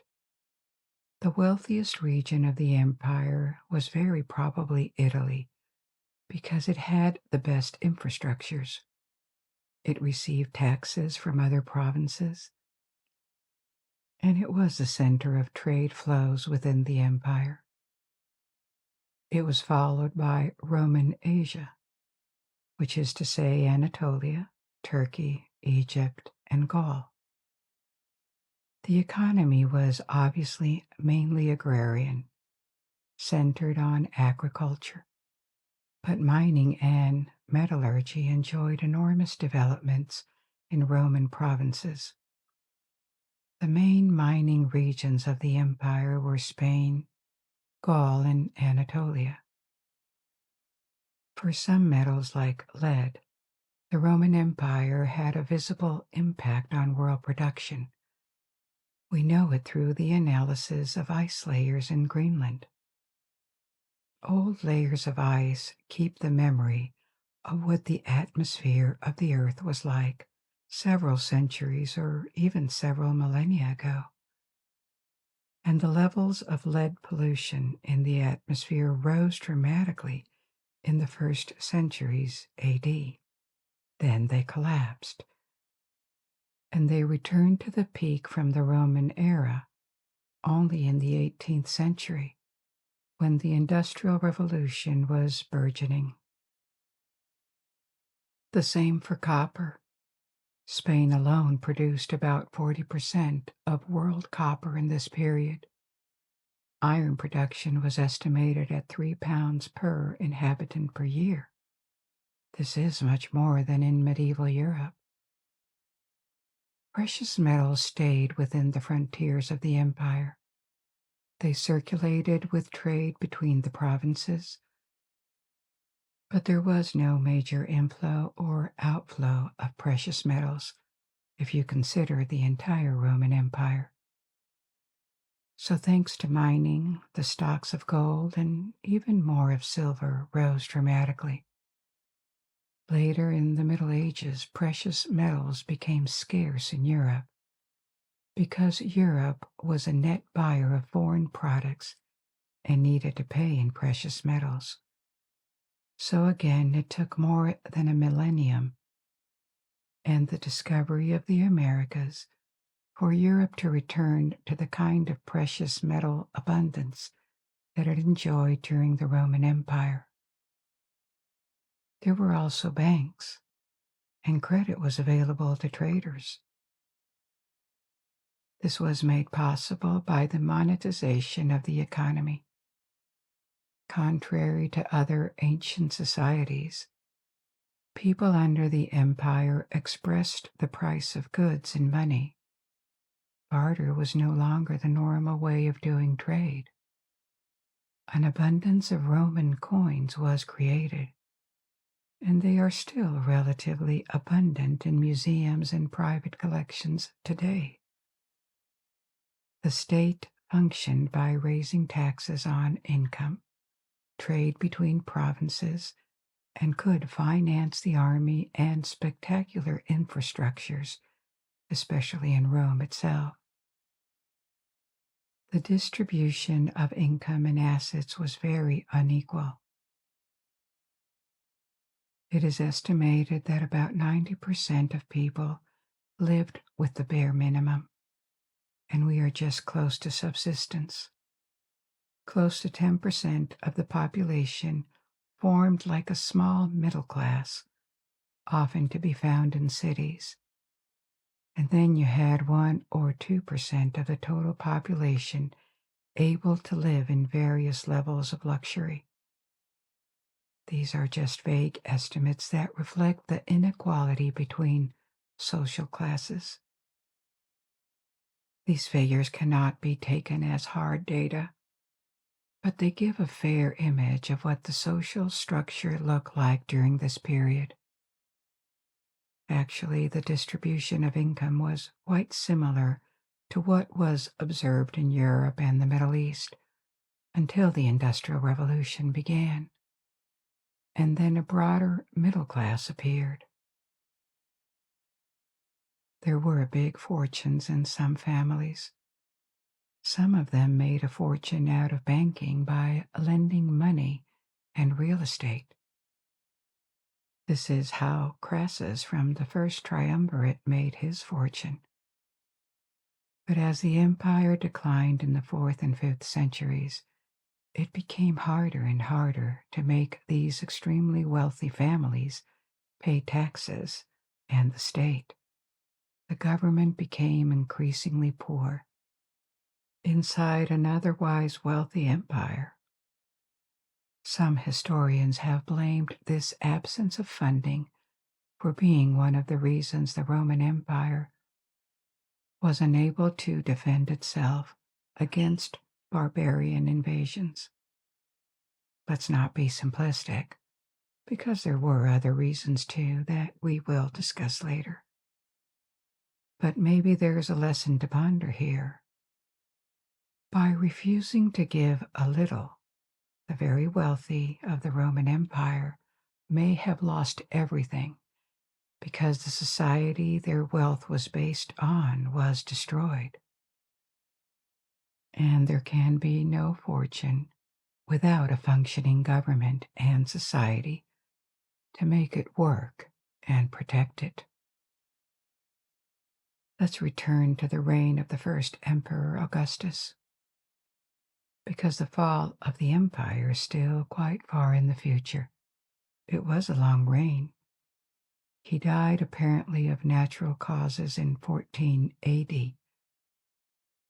After 40 years, as Imperator Augustus did more than anyone else before or after him to expand the annexation of Egypt. He ordered the conquest of the rest of the Iberian Peninsula.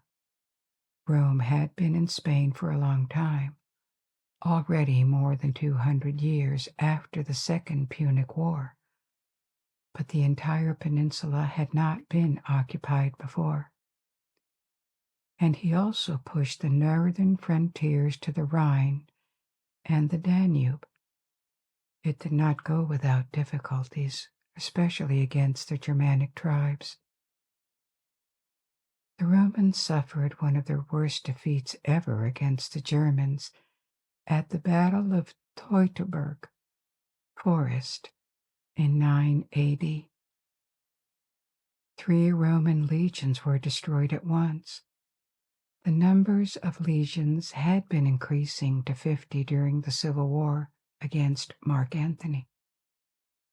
After the war, it was reduced to 28, so 3 legions were about 10% of the entire Roman army.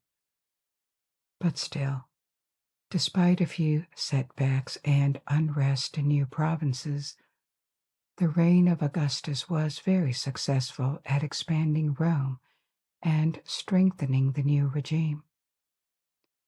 He died in 14 AD, seemingly of natural causes, at the age of 75. I say seemingly because we are going to see that natural death was uncommon among his successors. The empire may have been more stable, but power struggle remained the rule in Rome, and it was ruthless. Octavian, and later Augustus, remain a controversial figure in historiography. He was often disliked for his naked ambition first, his severity, and his termination of the Republic, even though in fact he just continued a trend that had started before him. Dictatorship existed from the early Republic, even though it was always time-limited and for a short time. In case of military emergency, the state would grant full powers to someone for a few months. Then the practice of dictatorship was revived with Sulla, and Caesar was the first to become dictator for life. Augustus was not technically a dictator, but the result was close. He concentrated a lot of power in his hands, but in a sense, Caesar did at least as much as him to undermine the Republic. Maybe more than anything, some people disliked Augustus for his cold and ambitious behavior. More often than not, stories are told from the point of view of his opponents. For example, stories about Cleopatra are always told from the point of view of Mark Antony and her, not Augustus. But there is no denying he was maybe the single most important ruler in the history of Rome for his conquests, his transformation of institutions, and the duration of his rule. The new system designed by Augustus made the succession between emperors hereditary, but he outlived several of his possible successors, and the charge was passed to his stepson Tiberius. The following rulers, including Tiberius, formed the so-called Julio-Claudian dynasty. What does this mean? Augustus, like Julius Caesar, belonged to the Julia patrician family, the gens Julia. He is a stepson. Tiberius was from the gens Claudia, and until 68 AD, emperors came from both families, hence the Julio-Claudian dynasty. Another thing that can be confusing is the title Caesar.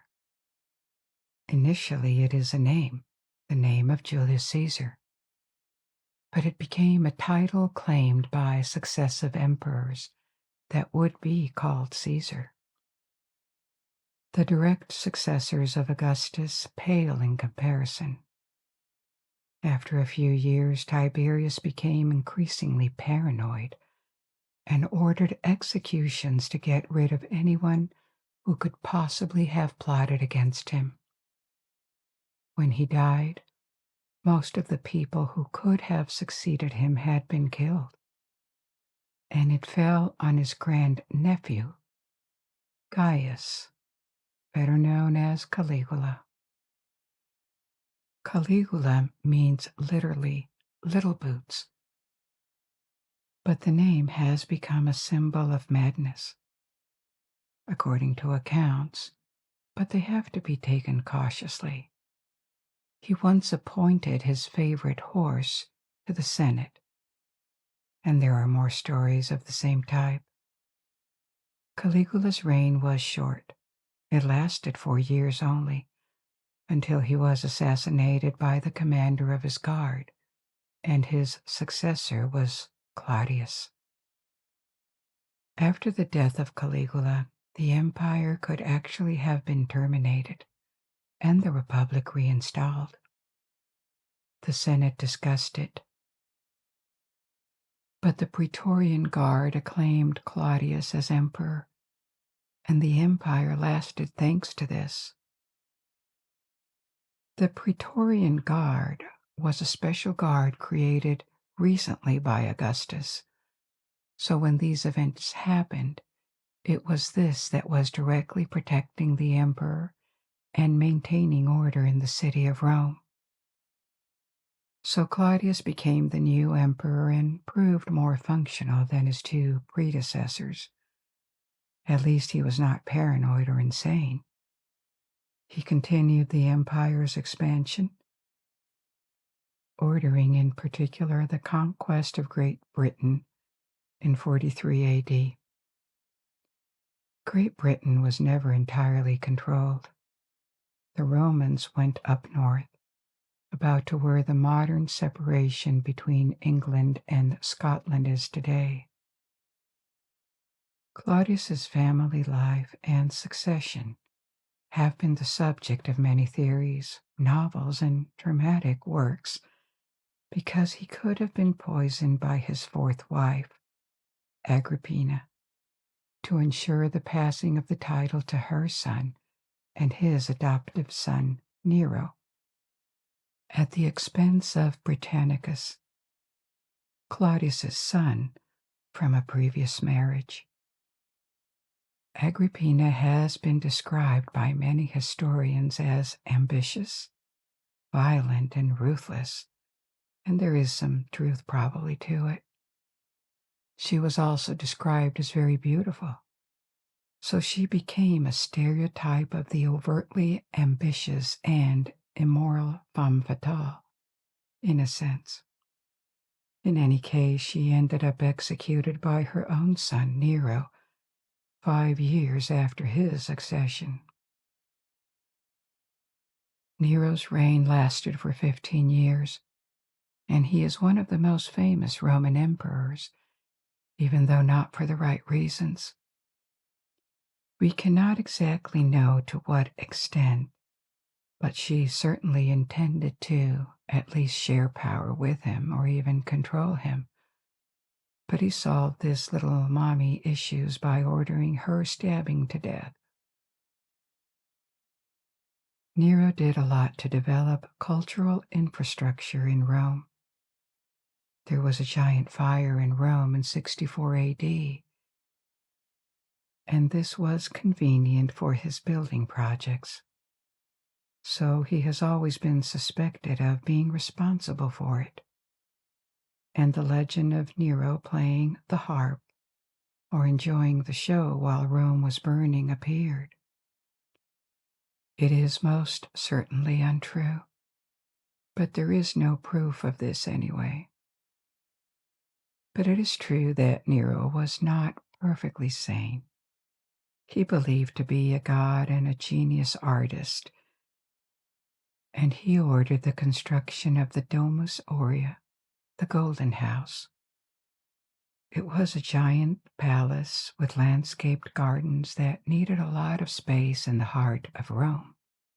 It was built, but it was an embarrassment to his successors. So bit by bit they used the site to build new things, baths, an amphitheater, a temple to Venus. Within 40 years, Nero's palace had been stripped of its precious materials and had disappeared under new constructions. Nero's reign also saw a victorious war in the east against the Parthian Empire and the repression of the revolt led by Boudica in the province of Britannia. But Nero turned hugely unpopular, and he was ousted by a military coup. He committed suicide or was executed discreetly while at the hands of the Senate. Now, another aspect of Nero's rule was the beginning of persecution of Christians in the Roman Empire, which started with the Great Fire of Rome in 64 AD. This persecution lasted for over 2 centuries, until 313 AD, when the Christian religion was finally legalized. Why and how did this happen? As I told you in the first part of this story, a plurality of religions existed in Rome and in the provinces. The Romans accepted perfectly the coexistence of their gods with other pantheons and cults. But this tolerance had its limitations, because religion and social order, or religion and state, were not entirely distinguished. Participating in religious ceremonies and publicly showing your respect to gods was a way of stating your belonging to Roman society and support of social order. Before Christians, there were already cases of small-scale persecutions against cults that did not fit with these rules, when they were seen as superstitio, superstition. Superstition to the Romans had a very dangerous connotation, much more serious than the current meaning of the word superstition. To them, superstitio was a set of religious beliefs and practices that were not only different, but a threat to society. These cults were believed to turn people away from harmony and to turn them almost mad. On these grounds, some cults were persecuted throughout Roman history. For example, participants in the cult of Bacchus were executed in the 2nd century BC, long before Christianity, for their excesses. Later, similar measures were taken against Druids in the provinces with Celtic heritage. For the same reason, because they refused to participate in Roman ceremonies, there was a suspicion of the Jews. The Jews were never officially persecuted because at least their religion was ancient, and the Romans saw the honoring of one's ancestral tradition as the right thing to do. Some Romans despised Jewish religion that they regarded as a dangerous cult. But overall, they were left free to practice their religion. A special tax, the Jewish tax, was created, so there was a form of discrimination, but it never turned into widespread violence. When Christianity appeared, so that was still very recent in the 1st century AD, it was initially perceived as a sect within Judaism because of where it happened, and because the first followers of the new religion were Jewish. But soon a distinction appeared, with the conversions and the first Christians refusing to pay the Jewish tax, and Christianity fell quite well into the category of superstitio for most Romans. It rejected traditional gods as fake, implied the refusal to participate in ceremonies. It preached equal dignity between all men, when Roman social order was based on social class and birthrights. So it was seen as a sect that could be corrosive to society. And because the Christians were at best frowned upon, they went into hiding and met at night in a private environment. Whereas Roman religion was intended to be public and visible. So this added another layer of suspicion. So initially, much of Roman rejection of Christianity was based on the perception that it was bad for social order, and contrary to Judaism, that at least had the benefit of being a venerable ancient religion. Christianity was based on the following of Jesus Christ, who had died a few decades before, and in Roman view as a convicted criminal. Nero was the first emperor to try and put the blame on Christians for the difficulties of his reign. But he knew that would be easy because hostility towards them was already widespread. Then, for a very long time, until the mid-3rd century, so that is almost 200 years later, the Roman state stayed out of it, but regularly Christianity was forbidden in particular provinces. Mobs would form against Christians, and local authorities turned a blind eye, or even encouraged it as a way to keep the populace happy. Persecutions took a much broader dimension in the 3rd century, and in a sense it came with a relative weakness of the empire. It is not uncommon to see a population or authorities turn against the minority when a feeling of insecurity dominates.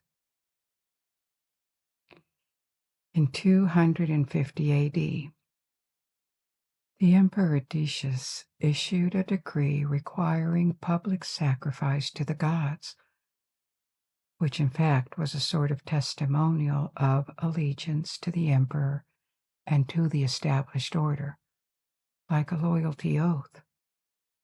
All citizens refusing this, even when given the opportunity to offer sacrifice, were arrested, tortured, and executed. And in practice, this meant mainly Christians. This really started a systemic persecution, which culminated at the end of the 3rd century and the beginning of the 4th. At this point, Christian communities had multiplied, and in some parts of the empire they lived more or less visibly. The systematic persecution by the state split these communities between those who accepted to show signs of submission to save their lives and the diehards who refused, some of them accepting martyrdom. In the 1st centuries, the Catholic Church beatified various of them who died for their refusal to abdicate their faith. Some of them, that's the most visible and famous aspect of this martyrdom, died in public games, where their execution was turned into entertainment for the crowds. There was a dramatic reversal at the beginning of the 4th century. Christianity had made its way to governing circles, and it was legalized, and then the emperors converted to it, and later made Christianity the empire's official religion. Appearing within the Roman Empire had a huge impact on Christianity. Persecution for a long time shaped it, having the center of Catholicism in Rome and the Orthodox Patriarchate in Constantinople for a long time, spreading to the whole Mediterranean world. All of these are products of the development of Christianity within the empire. But we were with the fall of Nero. Long before this happened, Nero died with no heir, putting an end to the Julio-Claudian dynasty. There was a short civil war in 68 and 69, known as the Year of the Four Emperors, because several of them quickly arose and fell until the accession of Vespasian, the first ruler of the Flavian dynasty. It is Vespasian who began the construction of the Colosseum in Rome, and he remained in power for 10 years. He was succeeded by Titus for 2 years. It is during Titus's reign that the Herculaneum and Pompeii disasters happened. The Vesuvius, the volcano, started an eruption that buried the two cities and their inhabitants and their ashes. Then there was Domitian, who returned to the kind of paranoia that Tiberius had shown decades before. He was assassinated in 96. At this point, after several emperors over more than a century, it was hard to defend the value of the imperial system. The majority of emperors had proven incapable, paranoid, or unfit for their charge. But Rome resisted these useless emperors because its administration was sound, with functioning laws, loyalty to Rome, and loyalty not just to Rome as a state or to an emperor, but more broadly to Rome as a concept. Rome had a long history already. It brought progress, technicality, and the Romans had no doubt their order was superior to anything else. And their perception was vindicated in the following century that can be seen as a golden age of the Roman Empire, the 2nd century. 5 consecutive emperors, Nerva, Trajan, Hadrian, Antonius, and Marcus Aurelius, ruled over a much quieter period, with peaceful transitions between them and the prosperous empire. The empire reached its maximal extension under Trajan in the 2nd century. After that, there were still conquests, but other provinces were lost. Interestingly, it is under Marcus Aurelius that an embassy, or maybe a group of Roman merchants, arrived in China.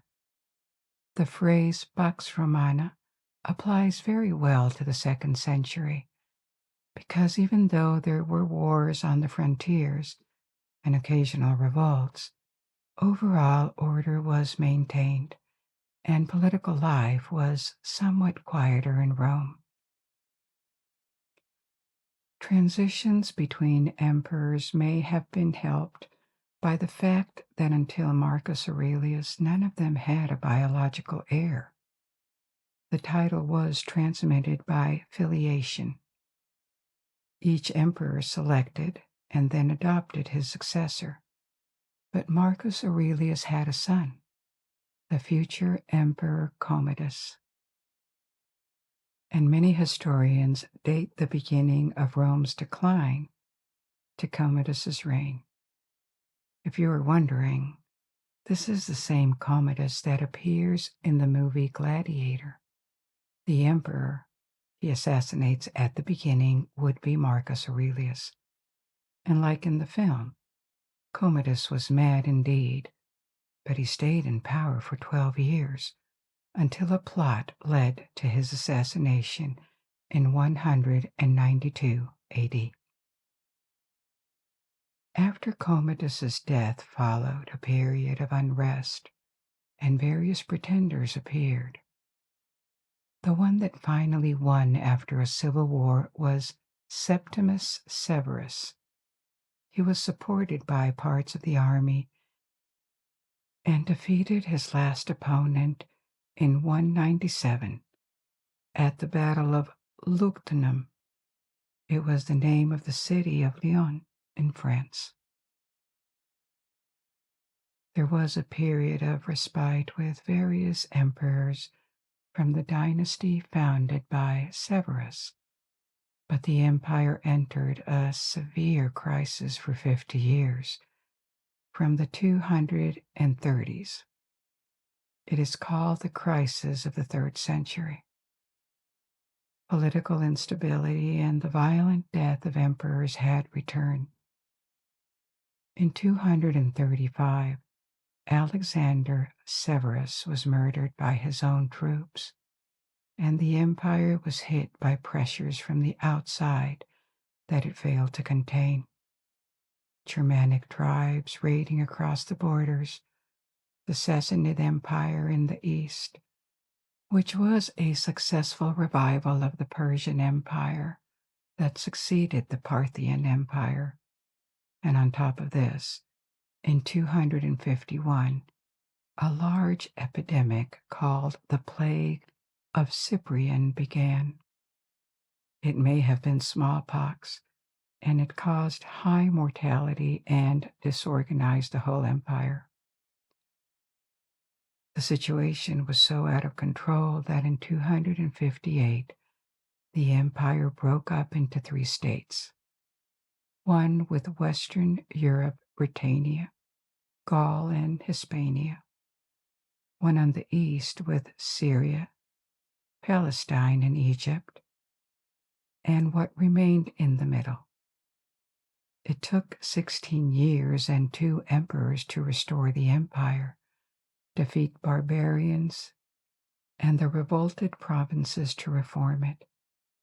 It was achieved under the Emperor Aurelian in 274. Aurelian can be credited for restoring, even saving the empire, but irreparable damage had been done, especially in the western part. Cities had been destroyed and the economic system broken. It never came back to what it was before. At this point, by the end of the 3rd century, a restoration under Emperor Diocletian took place, but it would never be the same again. The empire was not bigger than 2 centuries before, but provinces had gained more independence.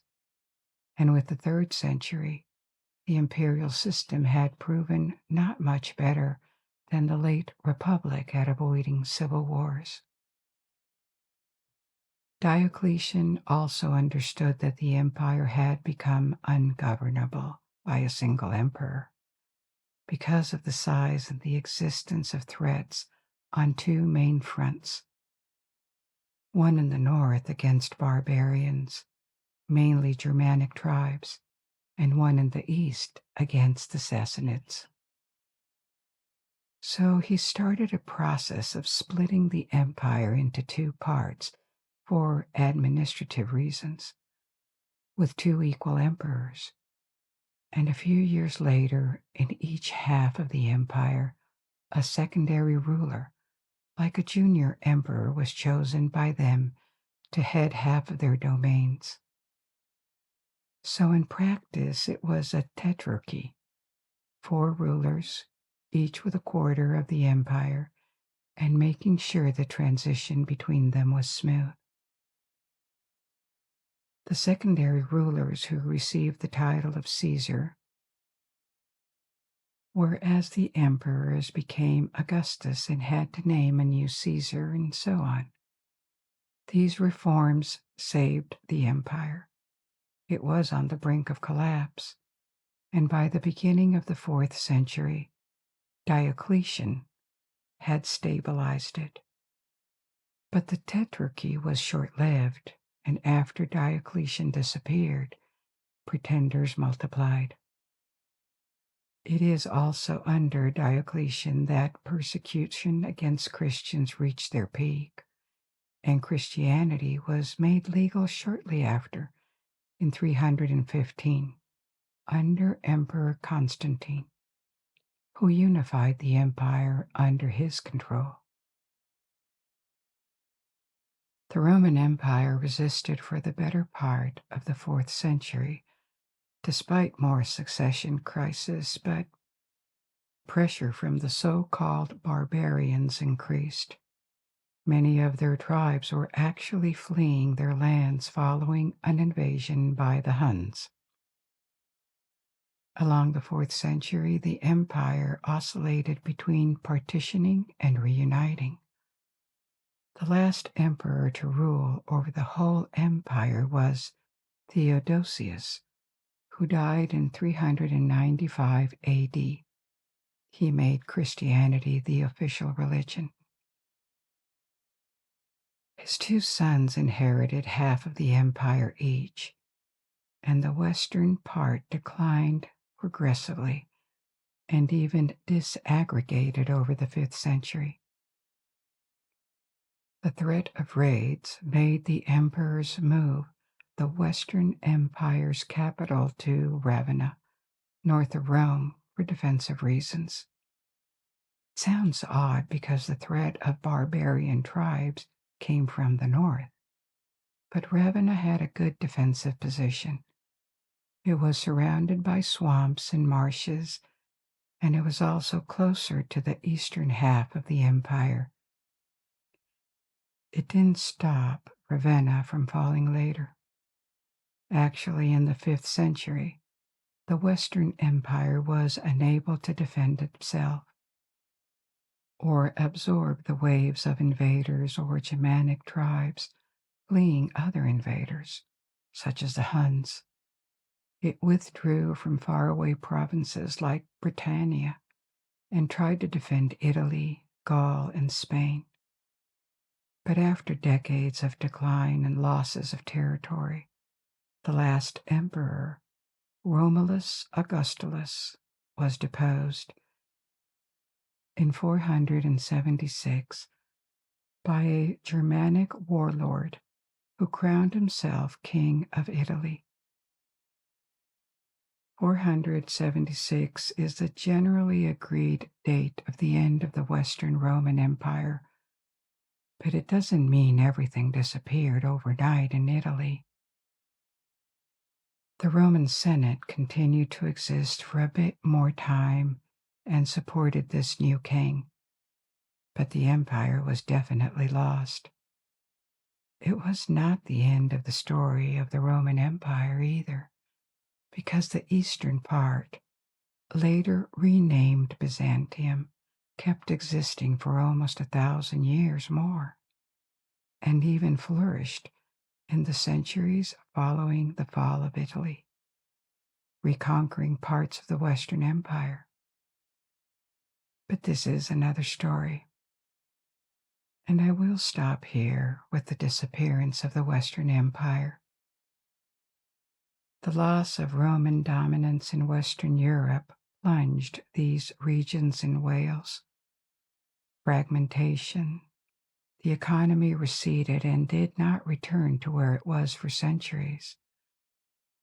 The disappearance of the Roman Empire in Europe and the waves of invaders who created their own kingdoms started the long and erratic process of formation of European kingdoms that later became countries and nations. After a millennium of expansion, Rome was no more. The city of Rome itself declined dramatically, and maybe it could have disappeared if it had not become the center of Christianity. The population fell from 1 million in the golden age of the 2nd century to a few thousand, and yet the history of the city was far from over. Since it resurrected economically and culturally another millennium later, becoming this incredible place where the ruins of ancient Rome stand near the most extravagant palaces and churches from the Renaissance and Baroque times.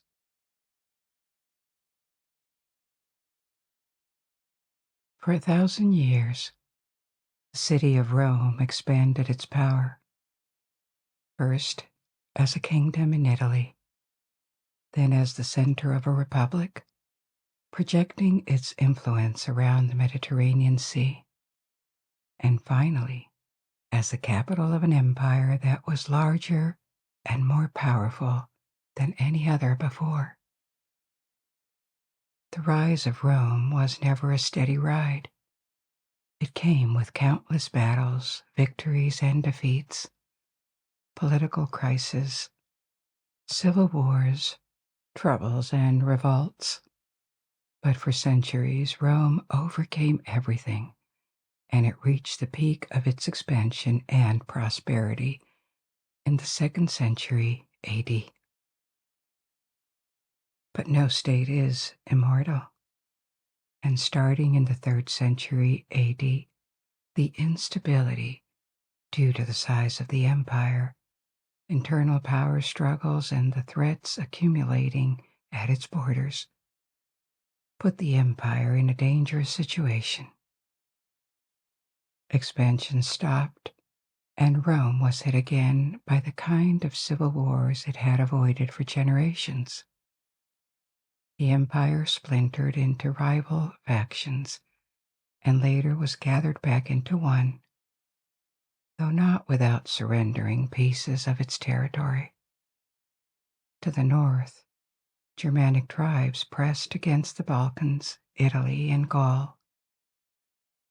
To the east stood the Persians, and soon would arrive another formidable enemy, the Huns and their chief, Attila. In the 4th century, the old model that centralized power in Rome, thousands of miles away from the front lines and the most remote provinces, looked unsustainable. Rome was still a great military and cultural power that had Romanized faraway provinces, but some of them retained specificities, especially in the East, the Greek world, the Middle East, Egypt. They had been part of the Roman world for centuries already, but they didn't speak the language, and they had kept specific cultures. To them, Rome was a faraway capital that looked less and less able to maintain peace. Starting by the end of the 3rd century, under Emperor Diocletian, and for a big part of the 4th and 5th centuries, the Roman Empire changed its administration, and it split into two entities that would be able to better organize their defense and guarantee stability. A western and eastern half that were still part of the same empire and actively collaborating, but in practice, interestingly, had their own administration, armies, and resources. They were not constantly separated. Some emperors reunified the two halves, but the last one to reign the entire Roman Empire was Theodosius at the end of the 4th century. After him, the two halves never reunited. The Western Roman Empire logically kept Rome as its capital until the last decades of its existence, when it was moved north to Ravenna. The Eastern Roman Empire needed a new capital. It could have been Alexandria, a major city of the eastern Mediterranean Sea back then, or another major city such as Antioch or Athens. But the site of the new capital, chosen by an emperor called Constantine I, was further north, at a very strategic location where Europe and the Middle East and the Black Sea and the Mediterranean Sea are separated by a narrow strait. This strait is called Bosphorus, and there was a city called Byzantium, founded by the Greeks several centuries earlier. The origins of Byzantium get lost in legends, but it existed by the middle of the 1st millennium BC, when it was taken by the Persian Empire. Then at the end of the 5th century BC, it was captured by Sparta when Sparta was at war with Athens. The Spartans were trying to cut grain supplies from the Black Sea to reach their enemy. Centuries later, it was besieged and captured by Romans, who rebuilt it, and Byzantium remained a Roman city, populated mainly by Greek-speaking inhabitants until Constantine turned it into a new capital. The city was entirely rebuilt in the 4th century on a monumental scale, partly modeled after Rome itself. No efforts were spared to make Byzantium worthy of the Roman Empire. The city retained its name of Byzantium, but was also called Constantinople, Constantine's city after the emperor's death, and also New Rome. Nowadays, it is Istanbul, the largest city in Turkey, and many remains of the Roman period can still be seen there, but we will talk about that later. The location of Byzantium, Constantinople, and later Istanbul always was one of the bases of its prosperity. Any trade between the Black Sea and the Mediterranean Sea had to go through the strait and could be taxed for money or barred from passing for political influence, turning Constantinople into a prosperous trade node and also a valuable military base for centuries. The two halves of the empire were not as equal as one might think when looking at a map. They were similar in size, but the western half was somewhat weaker for two reasons. The first reason is that it had less economic resources. Italy was still prosperous and would have probably had the highest equivalent of a GDP per capita if there had been such data back then. Gaul also had an important population like Italy, but it had been very affected by internal crises and civil wars in the 3rd century, and it had never recovered from them. And out of these two provinces, the other regions were scarcely populated and remained devastated by internal troubles. North Africa, Hispania, the Iberian Peninsula, Great Britain, a part of the Balkans. In total, all of these provinces had barely a few million inhabitants, and they could not defend themselves without legions sent from Italy. So at this point in Roman history, regions that had contributed to the empire's prosperity a few centuries before were now more as much a burden as an asset for the Western Roman Empire. And the second and main weakness of the Western half was that it was more severely threatened by invaders. The main danger for Rome in the 4th and 5th centuries were the waves of invaders coming from Asia and Eastern Europe, Germanic tribes. There were many of them, and the Huns under Attila. The Eastern Roman Empire, in comparison, was spared a direct confrontation with most of these invaders because it could negotiate or manage to repel them, whereas they ended up overwhelming the Western Empire. So Rome had to leave Britain, then abandon entire provinces behind its frontiers to tribes that established their own kingdoms on its land.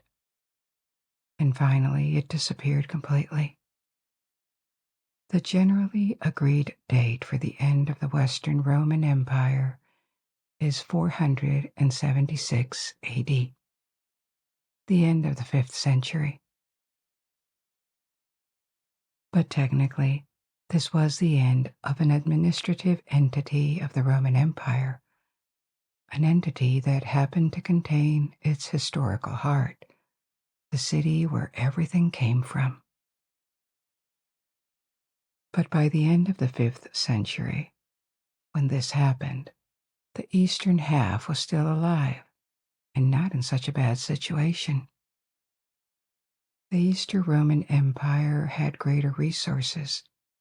Egypt was a strategic province that could provide manpower and export grain.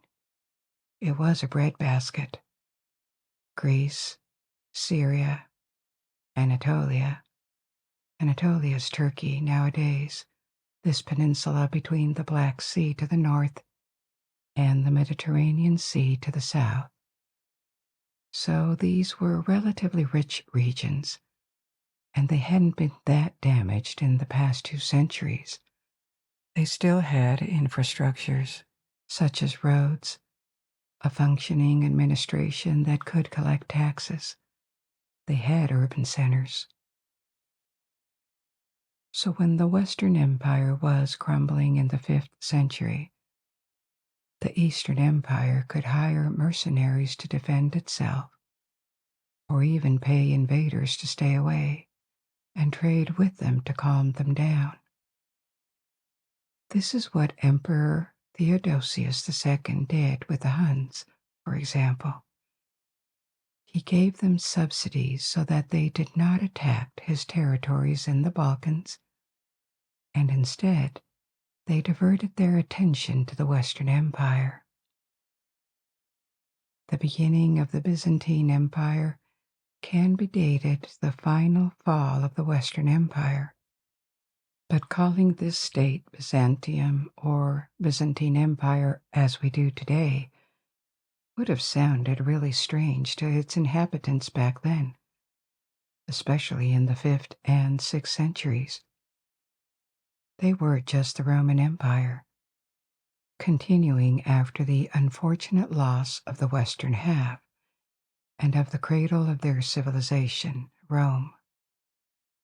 They called themselves Romans, and so did their neighbors. It is only much later, during the Middle Ages, that the name was changed. There were periods of expansion and retreat in the long existence of Byzantium.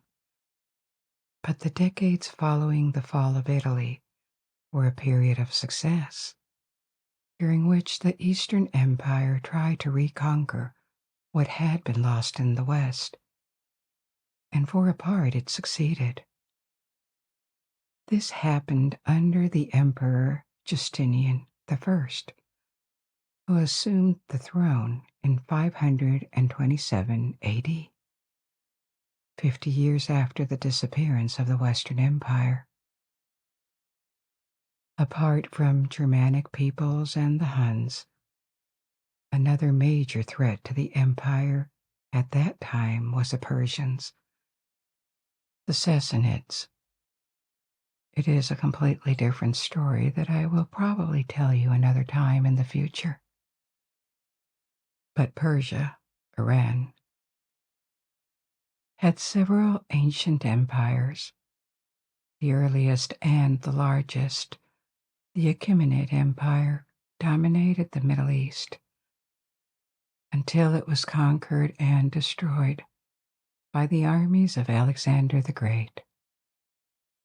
When Alexander died, his great empire unraveled, and in its place, a new force emerged in Iran, the Parthian Empire.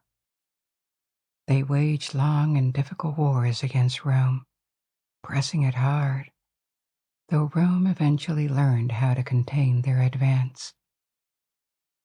However, it was too far for the Romans to ever come near its center, and in the 3rd century, a new power, the Sasanian Empire, named after the house of Sasan, replaced it.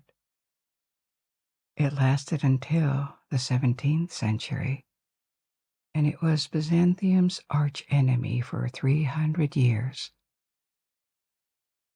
We'll see later how the Sassanids threatened the very existence of Byzantium at one point. The Sasanian Empire is also called the Neo-Persian Empire, and it was the last state in Iran until the Muslim conquest.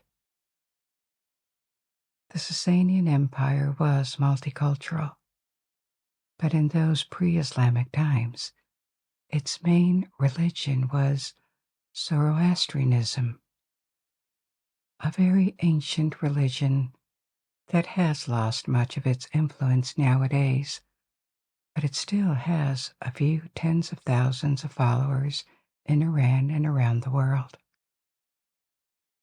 A major concern for Emperor Justinian at the beginning of the 5th century was to secure his eastern frontiers with the Sassanids, and he negotiated peace with them against the tribute which allowed him to divert his forces to the west. The payments of tributes to the Huns and later to the Sassanids reflects the difficulties of the Eastern Roman Empire at the time, even though they were in a much better situation than the West. They were desperate for peace and for maintaining the unity of what they had, but it also reflects the wealth of the Eastern Roman Empire, and Justinian's reign was successful militarily,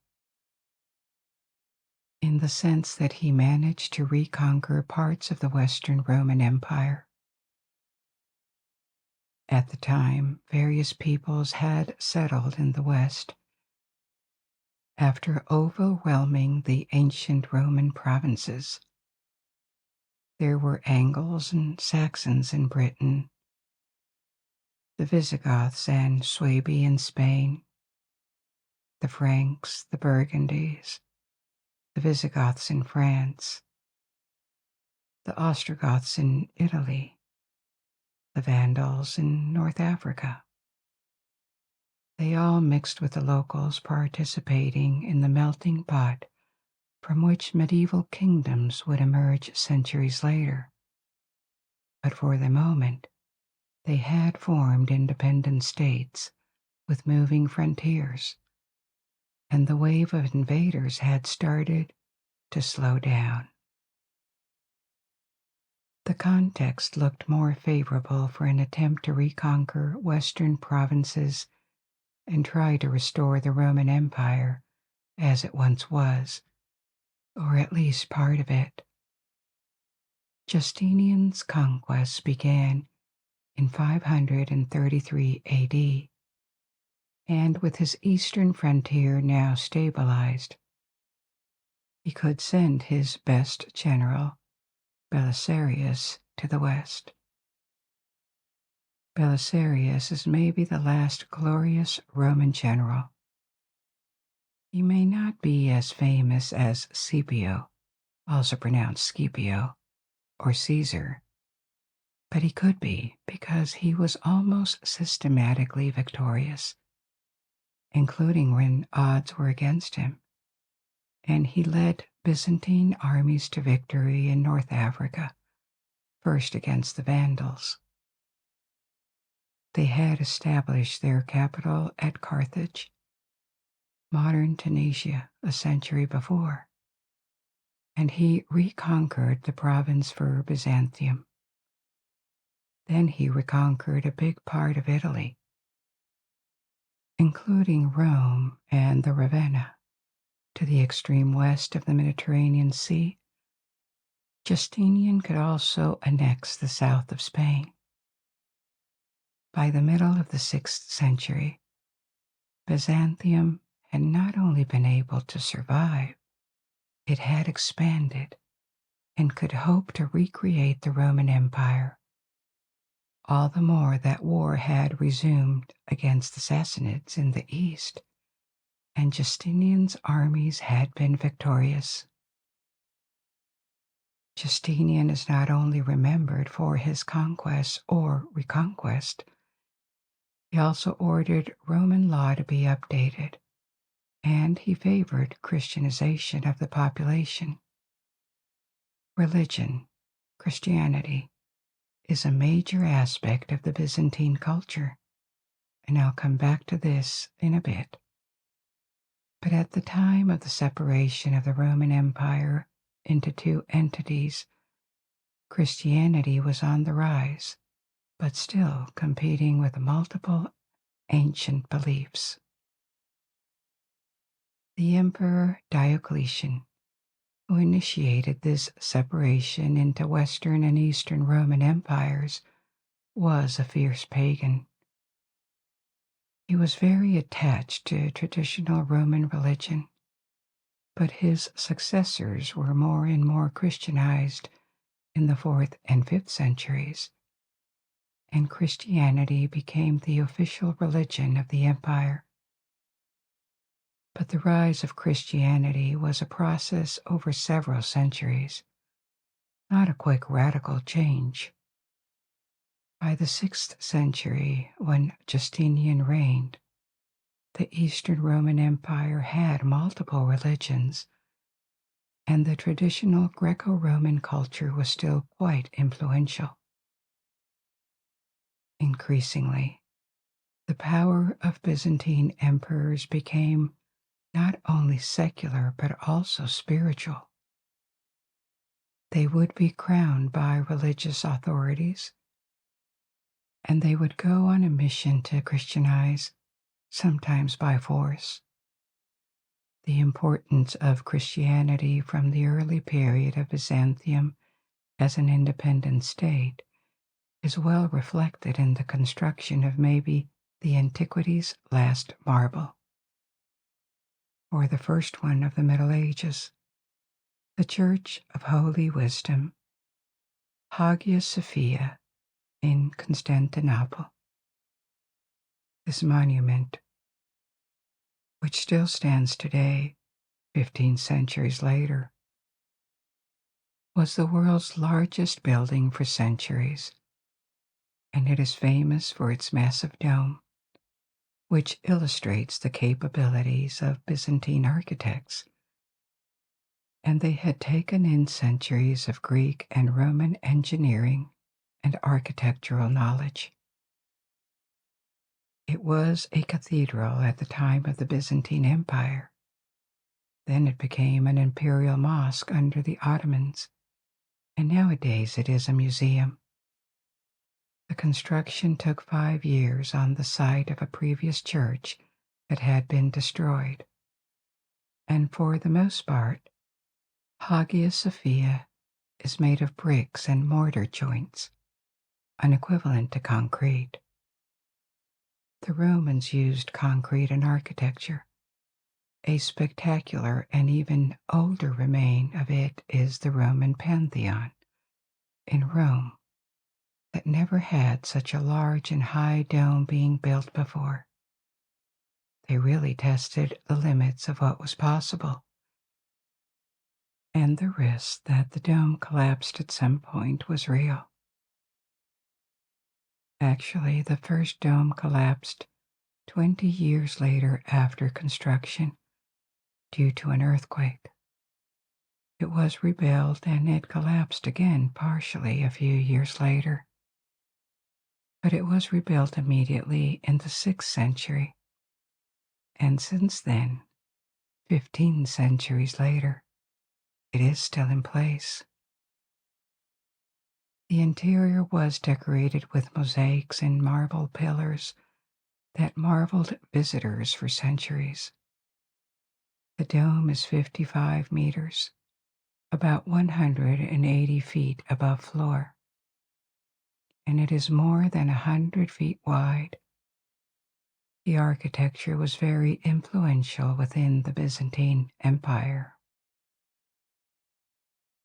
Later, in countries where the Christian Orthodox faith had spread, and also in Muslim countries, traditional Turkish mosques, in particular, also adopted this intricate structure with successive domes.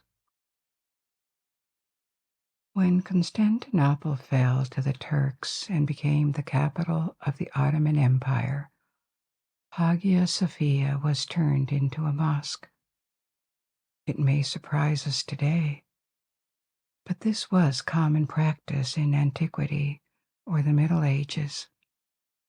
Many Christian churches were actually temples from earlier religions that had been repurposed. The Ottomans admired the building and did not remove the mural decorations.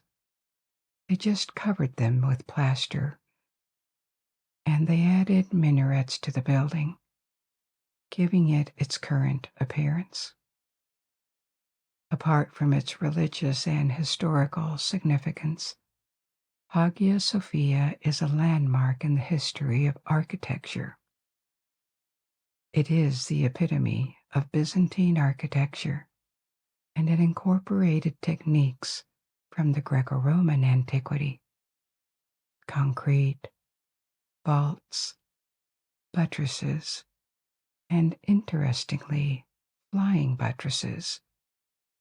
That is to say, structures that collect and guide the weight to the ground, supporting a big structure. So flying buttresses were added to Hagia Sophia before they became one of the pillars of the Gothic architecture in Western Europe. So, as Christianity became the only official religion, and most of the western provinces of the Roman Empire were lost, the Eastern Roman Empire diverged increasingly in the 6th and 7th centuries from exclusively Roman culture and traditions. The Greek language was more widespread than Latin, and many regions of the Byzantium had a specific cultural legacy from before Roman times. Of course, there was Greece, but also Egypt, Syria, Anatolia. The Roman legacy cannot be underestimated, but it was just one aspect of Byzantine culture.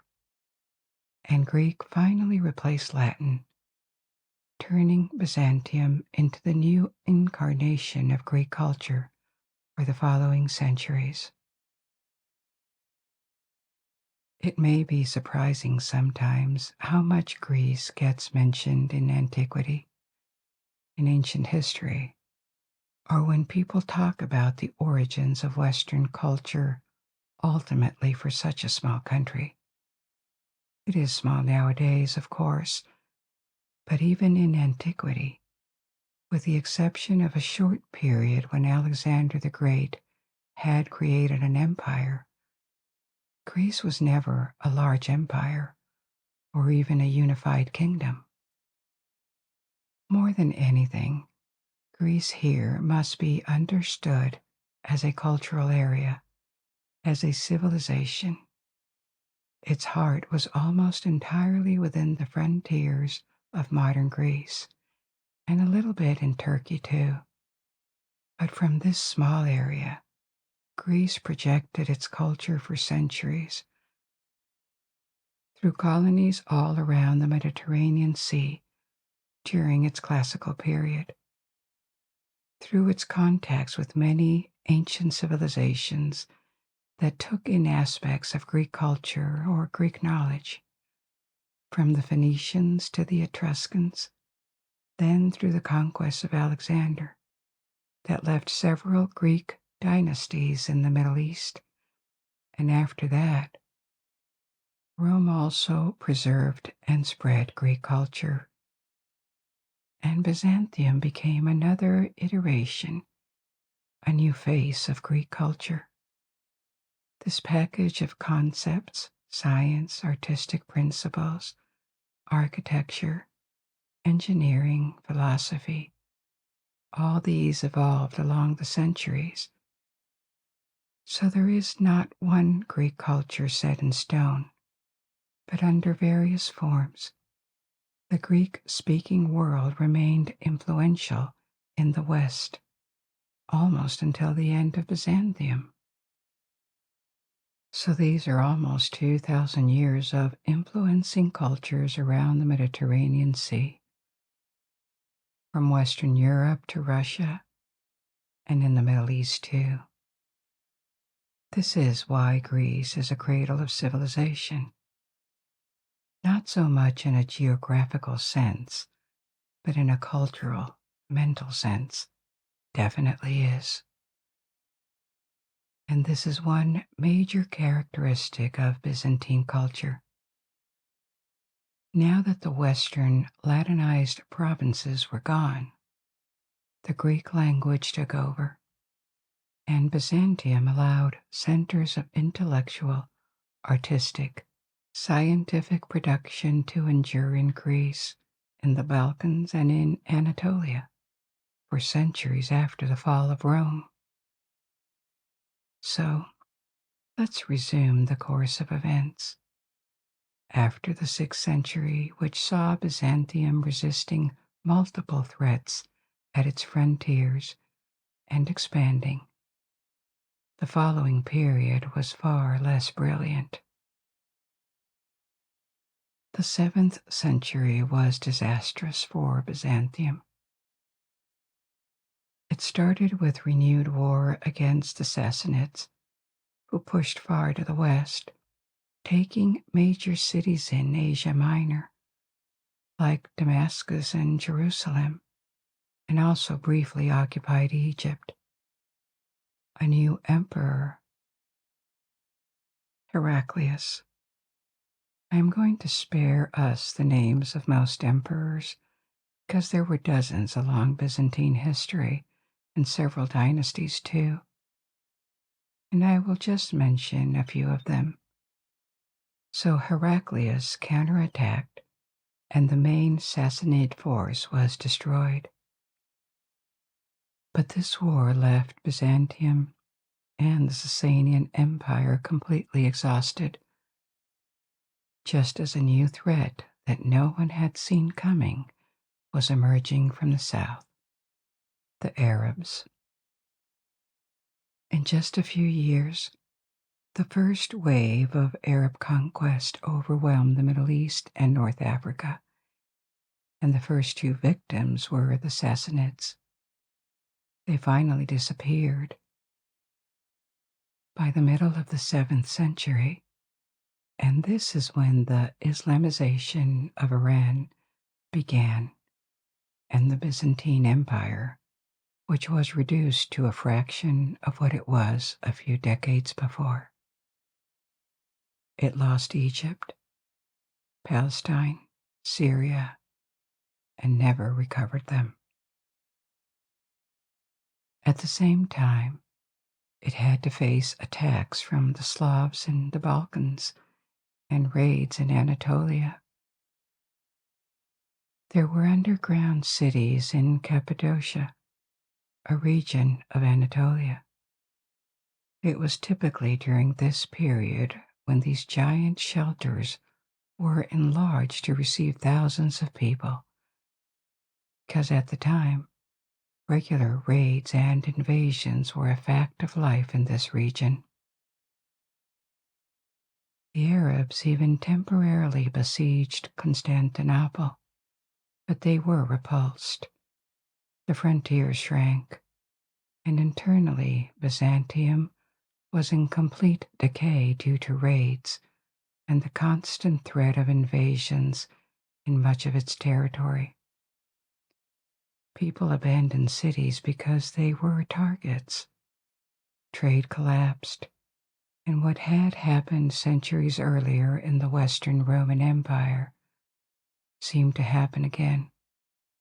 A total decay and disorganization that could have announced the end for Byzantium. In a century, it lost 3/4 of its territory and was reduced to Anatolia and fragments of the Balkans and Italy. Historians credit a military reorganization that finally managed to stabilize the frontiers for the survival of Byzantium after such a setback. At this point, hopes of reconquering the Roman Empire had vanished completely, and the city of Constantinople itself had declined enormously.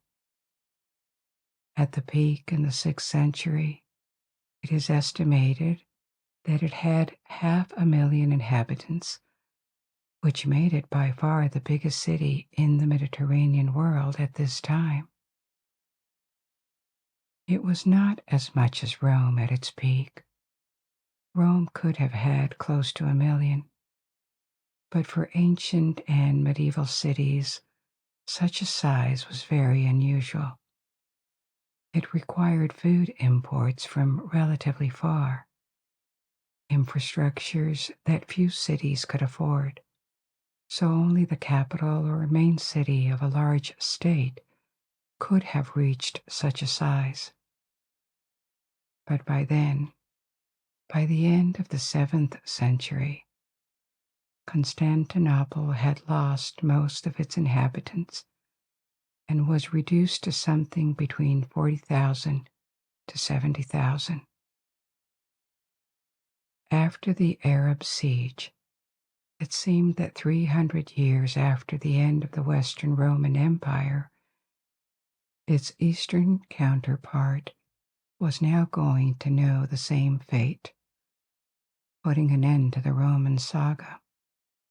But it didn't happen, and Byzantium managed to reverse the situation and even restore its great power status, which was absolutely spectacular.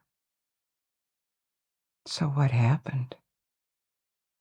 In the 8th century, Byzantium was on the defensive against the Arabs in the south and all the neighbors in the Balkans, especially the Bulgars.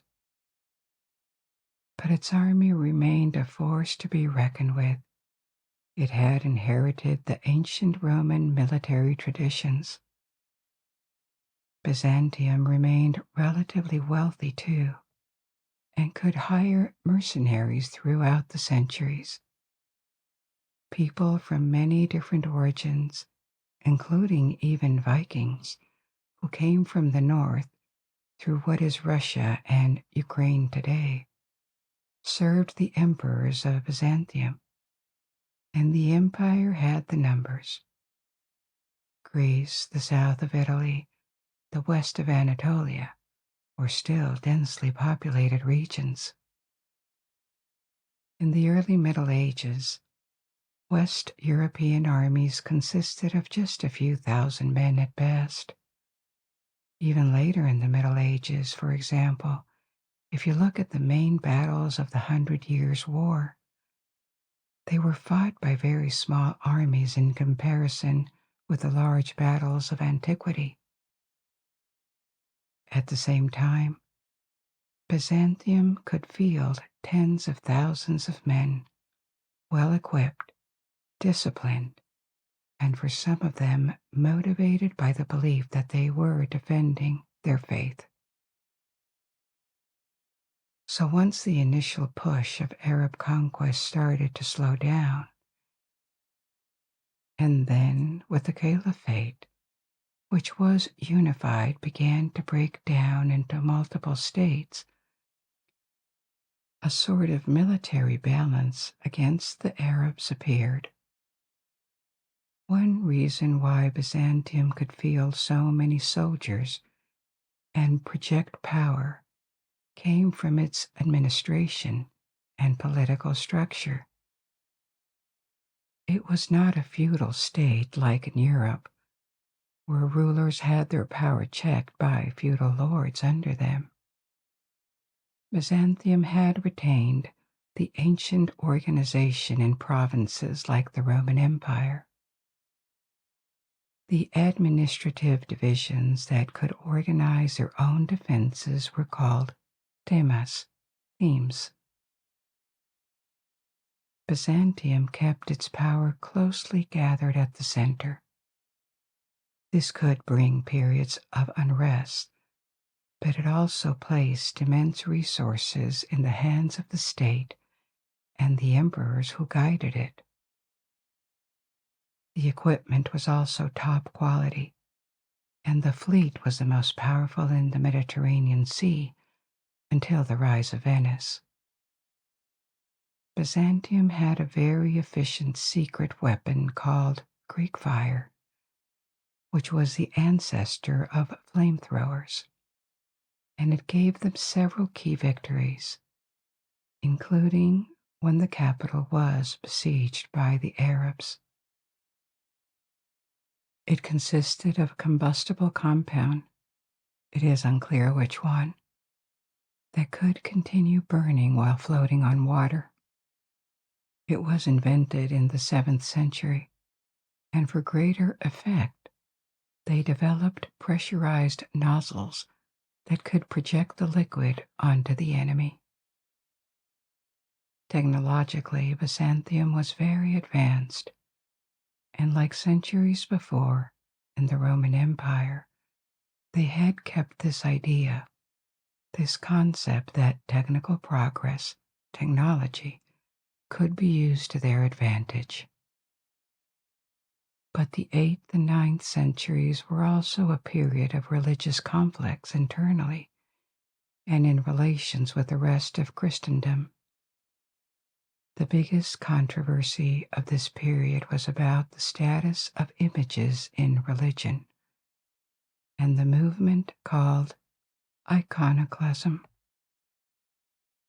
There were conflicting interpretations of the scriptures about images. This is a question that was around since antiquity in the Middle East. And Judaism, Christianity, Islam, that all appeared in this part of the world, had faced it at some point. Some considered that images, the depiction of people or even animals, should be banned in a religious context because they are prohibited by sacred texts, and they are an insult to the Creator. It is not man's place to represent living creatures and compete with God in doing so.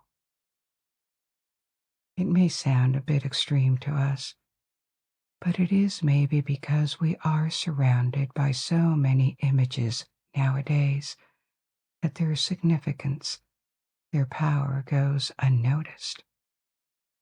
Their proliferation reduces the importance we give to them in a sense, but this is a modern thing. Until modern times, images in the form of paintings or sculptures were very uncommon, and they were charged with a lot of power. The representation of something was not that separate from the thing in their minds. In the Middle Eastern tradition, even naming things and saying the name of a creature or god were not to be taken lightly. The name and the thing are not separate, and you summon what you name when you speak or when you write.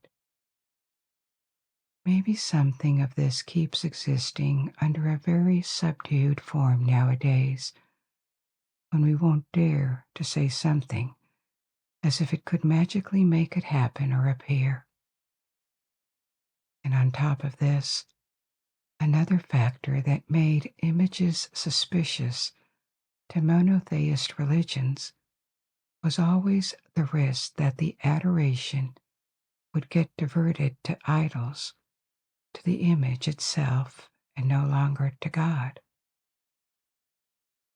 Now, contrary to Islam, which solved the problem by prohibiting religious images, and this taboo has always been almost universally respected in Muslim countries, Christianity was always more permissive.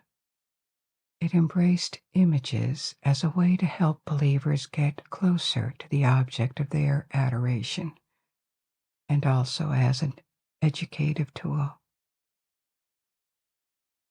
At a time when most people were illiterate, they couldn't read, paintings and sculptures on religious buildings were a way of helping people, of telling them what faith was about, some sort of writing system for the masses that couldn't read. and the Roman Catholic Church, as well as the Orthodox Church, have developed a very rich iconography along the centuries. But it took centuries to close this debate in Christianity, and it resurfaced in the 8th and 9th centuries in Byzantium, with two episodes of iconoclasm, literally the war, the fight on images when emperors forbade religious images and people using or producing them could be punished for heresy. It never turned into a full-blown civil war, but people died because of this, and it maintained a state of tension for decades. But religious controversies were not just internal, and they also concerned the whole Christendom, finally leading to one of the most important events and setbacks in the history of Christianity: the East-West Schism that separated the Roman Catholic Church and the Eastern Orthodox Church in the 11th century, 1,000 years ago. Christianity grew mainly within the frontiers of the Roman Empire during its first centuries, and this is why Rome became so important for this religion. There were Christians in Rome from the first century, but the scriptures don't tell us anything about how the church should be organized. The way it evolved as an institution is the product of centuries of history. When Roman emperors converted to Christianity, they reorganized the new official religion in a way that also reflected the reality of the Roman Empire as it was at the time. And the collapse of the Western Roman Empire made it even more complicated. In the 6th century, Emperor Justinian I, the one who reconquered parts of the Western Empire, we talked about him at the beginning, formulated a church organization called the Pentarchy, in which the Christian church was governed by the 5 heads of major episcopacies: Rome, Constantinople, Alexandria, Antioch, and Jerusalem. At the time, all 5 were within the frontiers of his empire, 4 in the east and 1, Rome, in the west. In the following centuries, this concept was generally accepted by the Byzantine Empire, but not in the west, after Rome escaped again from the control of Byzantium. The Pentarchy did not cover all churches either. The ones that developed outside the Roman Empire was seen as heretical and rejected. For example, the Church of the East, also called the Persian Church or Nestorian Church. By the way, this Nestorian Church is often overlooked in the West, partly because it never became part of the major modern Christian traditions, and partly because its history unfolded far beyond the Roman and European world that Western narratives usually follow. But in the Middle Ages, from the 9th to the 14th centuries, it spread from Syria to India as a minority religion. It influenced and converted many Mongols when they arrived in this part of the world.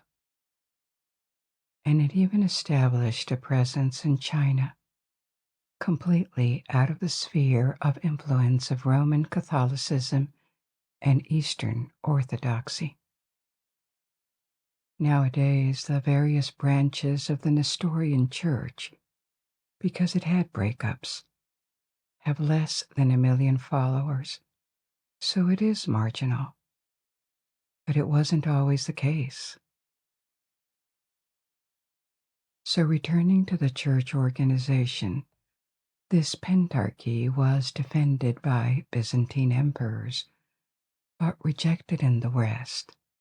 And with the massive conversion of Western Europe in the first millennium, and the appearance of Christian kingdoms all over the continent, following a church centered on Rome, the influence of Rome grew again, and the bishops of Rome, the popes, reclaimed universal jurisdiction, the lead of the entire Christendom.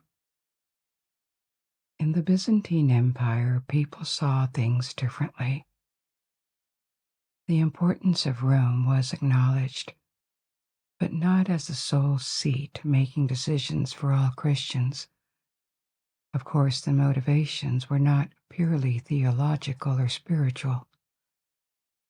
Rome was now out of reach of Roman emperors, whereas Constantinople was their capital.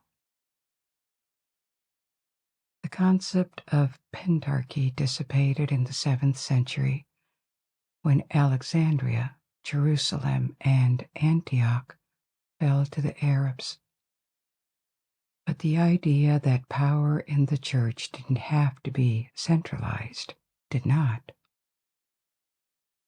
So, for centuries, the relationships between Byzantium and the popes in Rome were complicated and sometimes conflictual. On top of this, there were theological controversies about complex points of doctrine. For example, about the doctrine of the Trinity, whether or not it should be said that the Holy Spirit proceeds from the Father, for example. There were also various points of disagreement about rituals that appeared along the centuries, and a linguistic barrier, too. The Western Church used Latin, and the Eastern one Greek.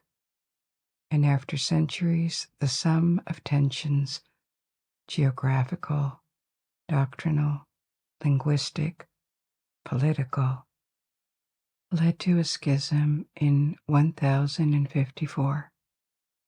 The two sides broke up. Rome maintained its claim to universal jurisdiction, and Byzantium claimed its autonomy from it. This is a moment when the historical Christianity that had initially developed within the Roman Empire split into two branches: the Roman Catholic Church and the Eastern Orthodox Church. They remain separated today in their organizations and on points of doctrine and rituals. In the following decades, there was a scramble in Eastern Europe between the two to convert people to Christianity. This is why the majority of the population in the Balkans, in Greece, Bulgaria, Serbia, Romania, follow the Orthodox Church, and so do Russia and Ukraine, whereas Rome converted first other Central European countries like Poland and Hungary. This schism also took place during a period of resurgence of Byzantium because, as I mentioned earlier, the empire managed to reverse its fate and restore a large part of its influence from the 9th century. This became possible thanks to an economic improvement. Trade grew again, a stabilization of frontiers, a weakening of Byzantium's neighbors, too, in the end, to a period of internal trouble, especially with iconoclasm receding in the 9th century. A new dynasty coming from Macedonia, from Greece, was now in power, And with the situation stabilized internally, emperors began to plan for wars of reconquest against the Muslims and the Bulgarians in the Balkans. The effort to reconquer lost lands was uneven, especially in the wars against the Arabs, but it did strengthen Byzantine control in Italy and across parts of the Mediterranean, such as Crete. They even launched expeditions towards Egypt, though the region itself was never reclaimed. Most of the gains were in the east, against the Abbasid Caliphate that was weakened in the 9th century, and after a series of wars and periods of peace, Bulgaria was reincorporated within the empire, and at the turn of the millennium, under Emperor Basil II, Byzantium stretched again from Italy to the Caucasus, including a large part of the Balkans. Constantinople flourished again.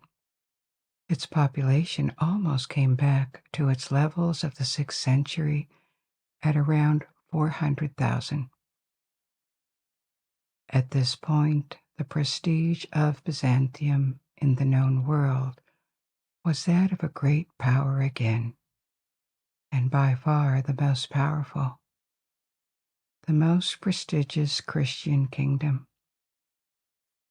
During this resurgence, architecture and art flourished again. Painting, mosaics, churches. A lot of remains in the Balkans and Turkey from this period show the wealth and refinement of Byzantium in its society. But as in the 7th century, Byzantium was about to be the victim again of new external threats. Starting in the 11th century, the Normans invaded the south of Italy. The Normans were an ethnic group that resulted from the installation of Norse Vikings in a region called Normandy in the northwest of France, where they mixed with indigenous Franks and Gallo-Romans. Their installation dated back to the 9th century, and Normandy turned into a duchy, part of the Kingdom of France. They converted to Catholicism, and they played an important role in medieval Europe.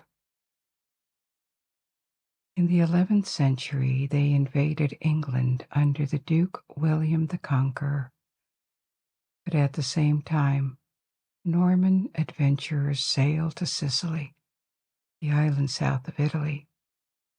They expelled the Arabs and they created a kingdom in Sicily. They also briefly invaded southern Italy, and this is how Byzantium lost its influence there. Even later, during the Crusades, the Normans kept playing a prominent role in the creation of Crusader states in the Levant. We'll talk about that in a minute. The loss of Italy was certainly a blow, but perhaps the greatest disaster for Byzantium came in the Middle East and Asia Minor. From the east and northeast, a new people, the Turks, began probing the Byzantine frontier in Anatolia in the 11th century. Earlier Muslim Arab conquests had already taken much of the Levant, Syria, and Egypt in the 7th and 8th centuries.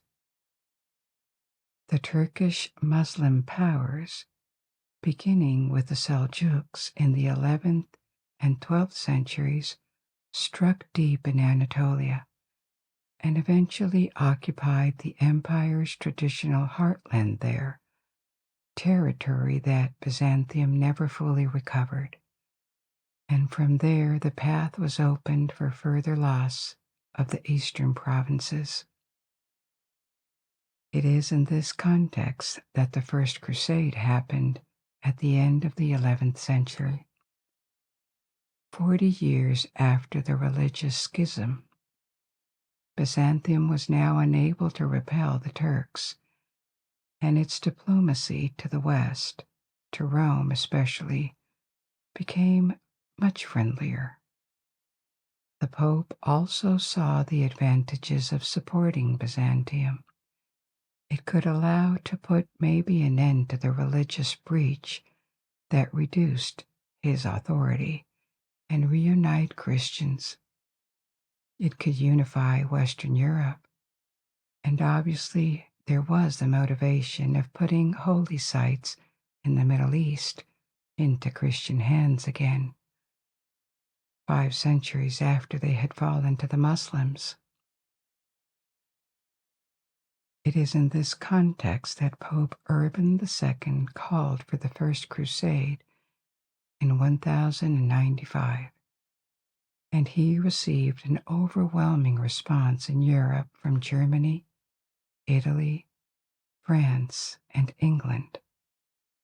Thousands of knights and armed pilgrims traveled eastwards.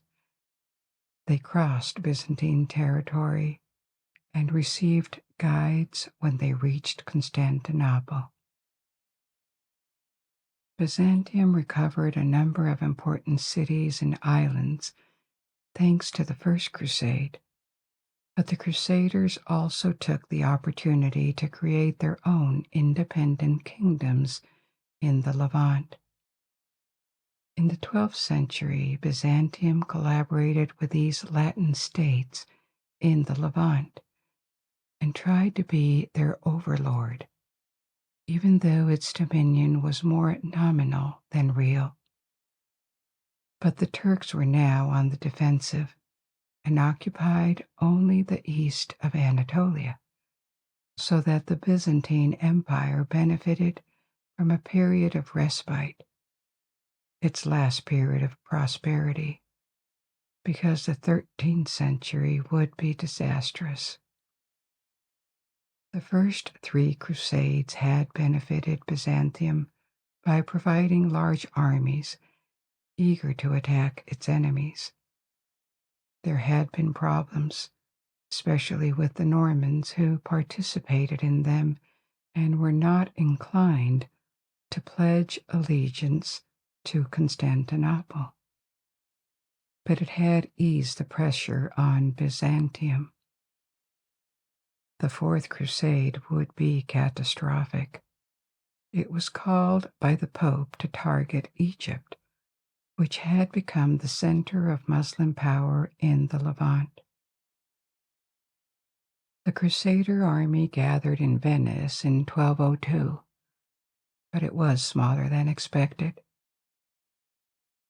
The Venetians had agreed to safely transport the Crusaders on their power fleet against payment. But there were not sufficient funds to pay them, and also Venice had very strong commercial ties to Egypt and was not inclined to help attack it. A pretender to the throne of Byzantium offered to pay the Venetians and reward the Crusaders if they helped him seize the throne of Constantinople. And this is why the Venetian fleet sailed to Constantinople instead of Egypt. Once there, after months of intrigues and learning that their patron had been murdered, the Venetians and the Crusaders took the city and looted it. Many icons, relics, and other objects disappeared and later resurfaced in Europe, many of them in Venice. The throne now stood vacant, and a council of Crusaders and Venetians chose a new emperor, Baldwin of Flanders, while dividing most of the Byzantine lands among themselves. For 6 years, the situation remained confusing. Greece and Anatolia had exploded into principalities, and the resurgence of the Bulgarian kingdom and Hungary meant that the rest of the Balkans were lost. This period is called the Latin Empire. Latin because the rulers came from Western Europe, but empire was just in name, really. A new Greek dynasty, the Palaiologos, managed to reclaim Constantinople in 1261 and revive Byzantine fortunes a little bit. But it was now too late. What remained of the empire had been ravaged by war, and Byzantium was surrounded with enemies. In the following decades in the 14th century, there were civil wars, and a new threatening dynasty emerged in Anatolia among the Turks, the Ottomans. Byzantium only controlled the region around Constantinople and a small territory in the south of Greece. The Ottomans completely circled it, passing from Anatolia to Europe and conquering much of the Balkans. The agony went on for decades, as Byzantium entirely relied on the goodwill of the Ottomans for their survival. Until 1453, when the Ottoman Sultan Mehmet II decided to take Constantinople, which he did after a 2-month siege. At this point, the city had been taken multiple times already. It had lost much of its population, and the atmosphere in Constantinople, as the last remain of the Roman Empire, was about to fall. It must have been eerie, with these giant monuments from the past 1,000 years, palaces that were now too big for what remained on the courts and the army, a ghost harbor where no trade vessel could berth.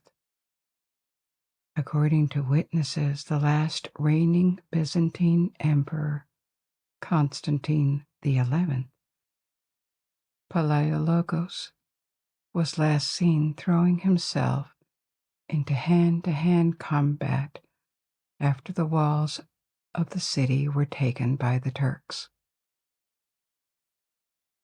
On 29 May 1453, an ambition that had started 2,000 years earlier in Italy and dominated the known world for centuries died definitively.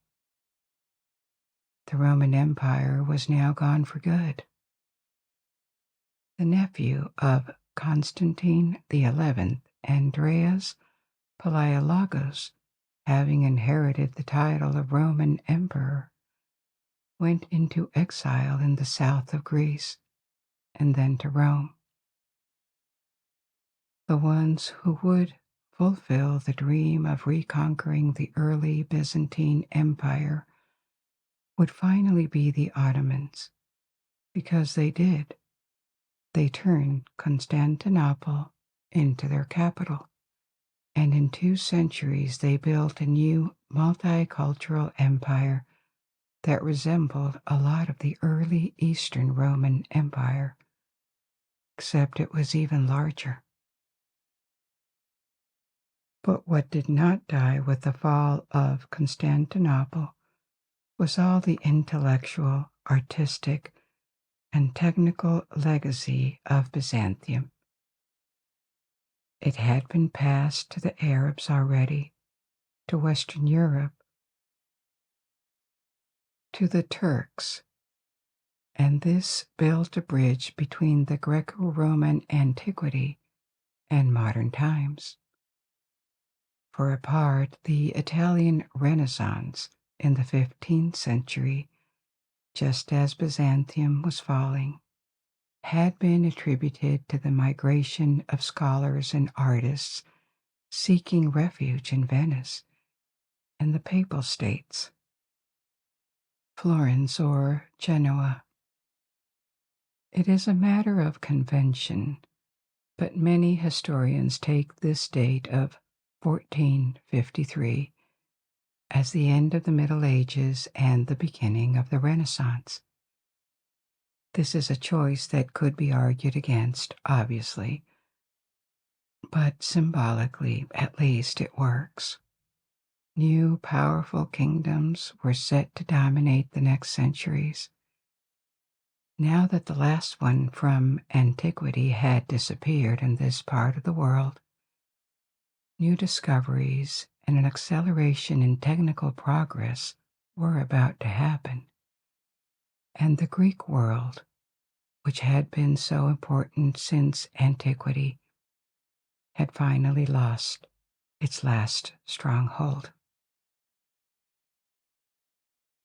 We've come to the end of our little journey tonight.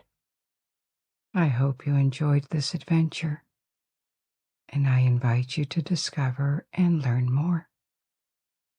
And now you can let go and sleep.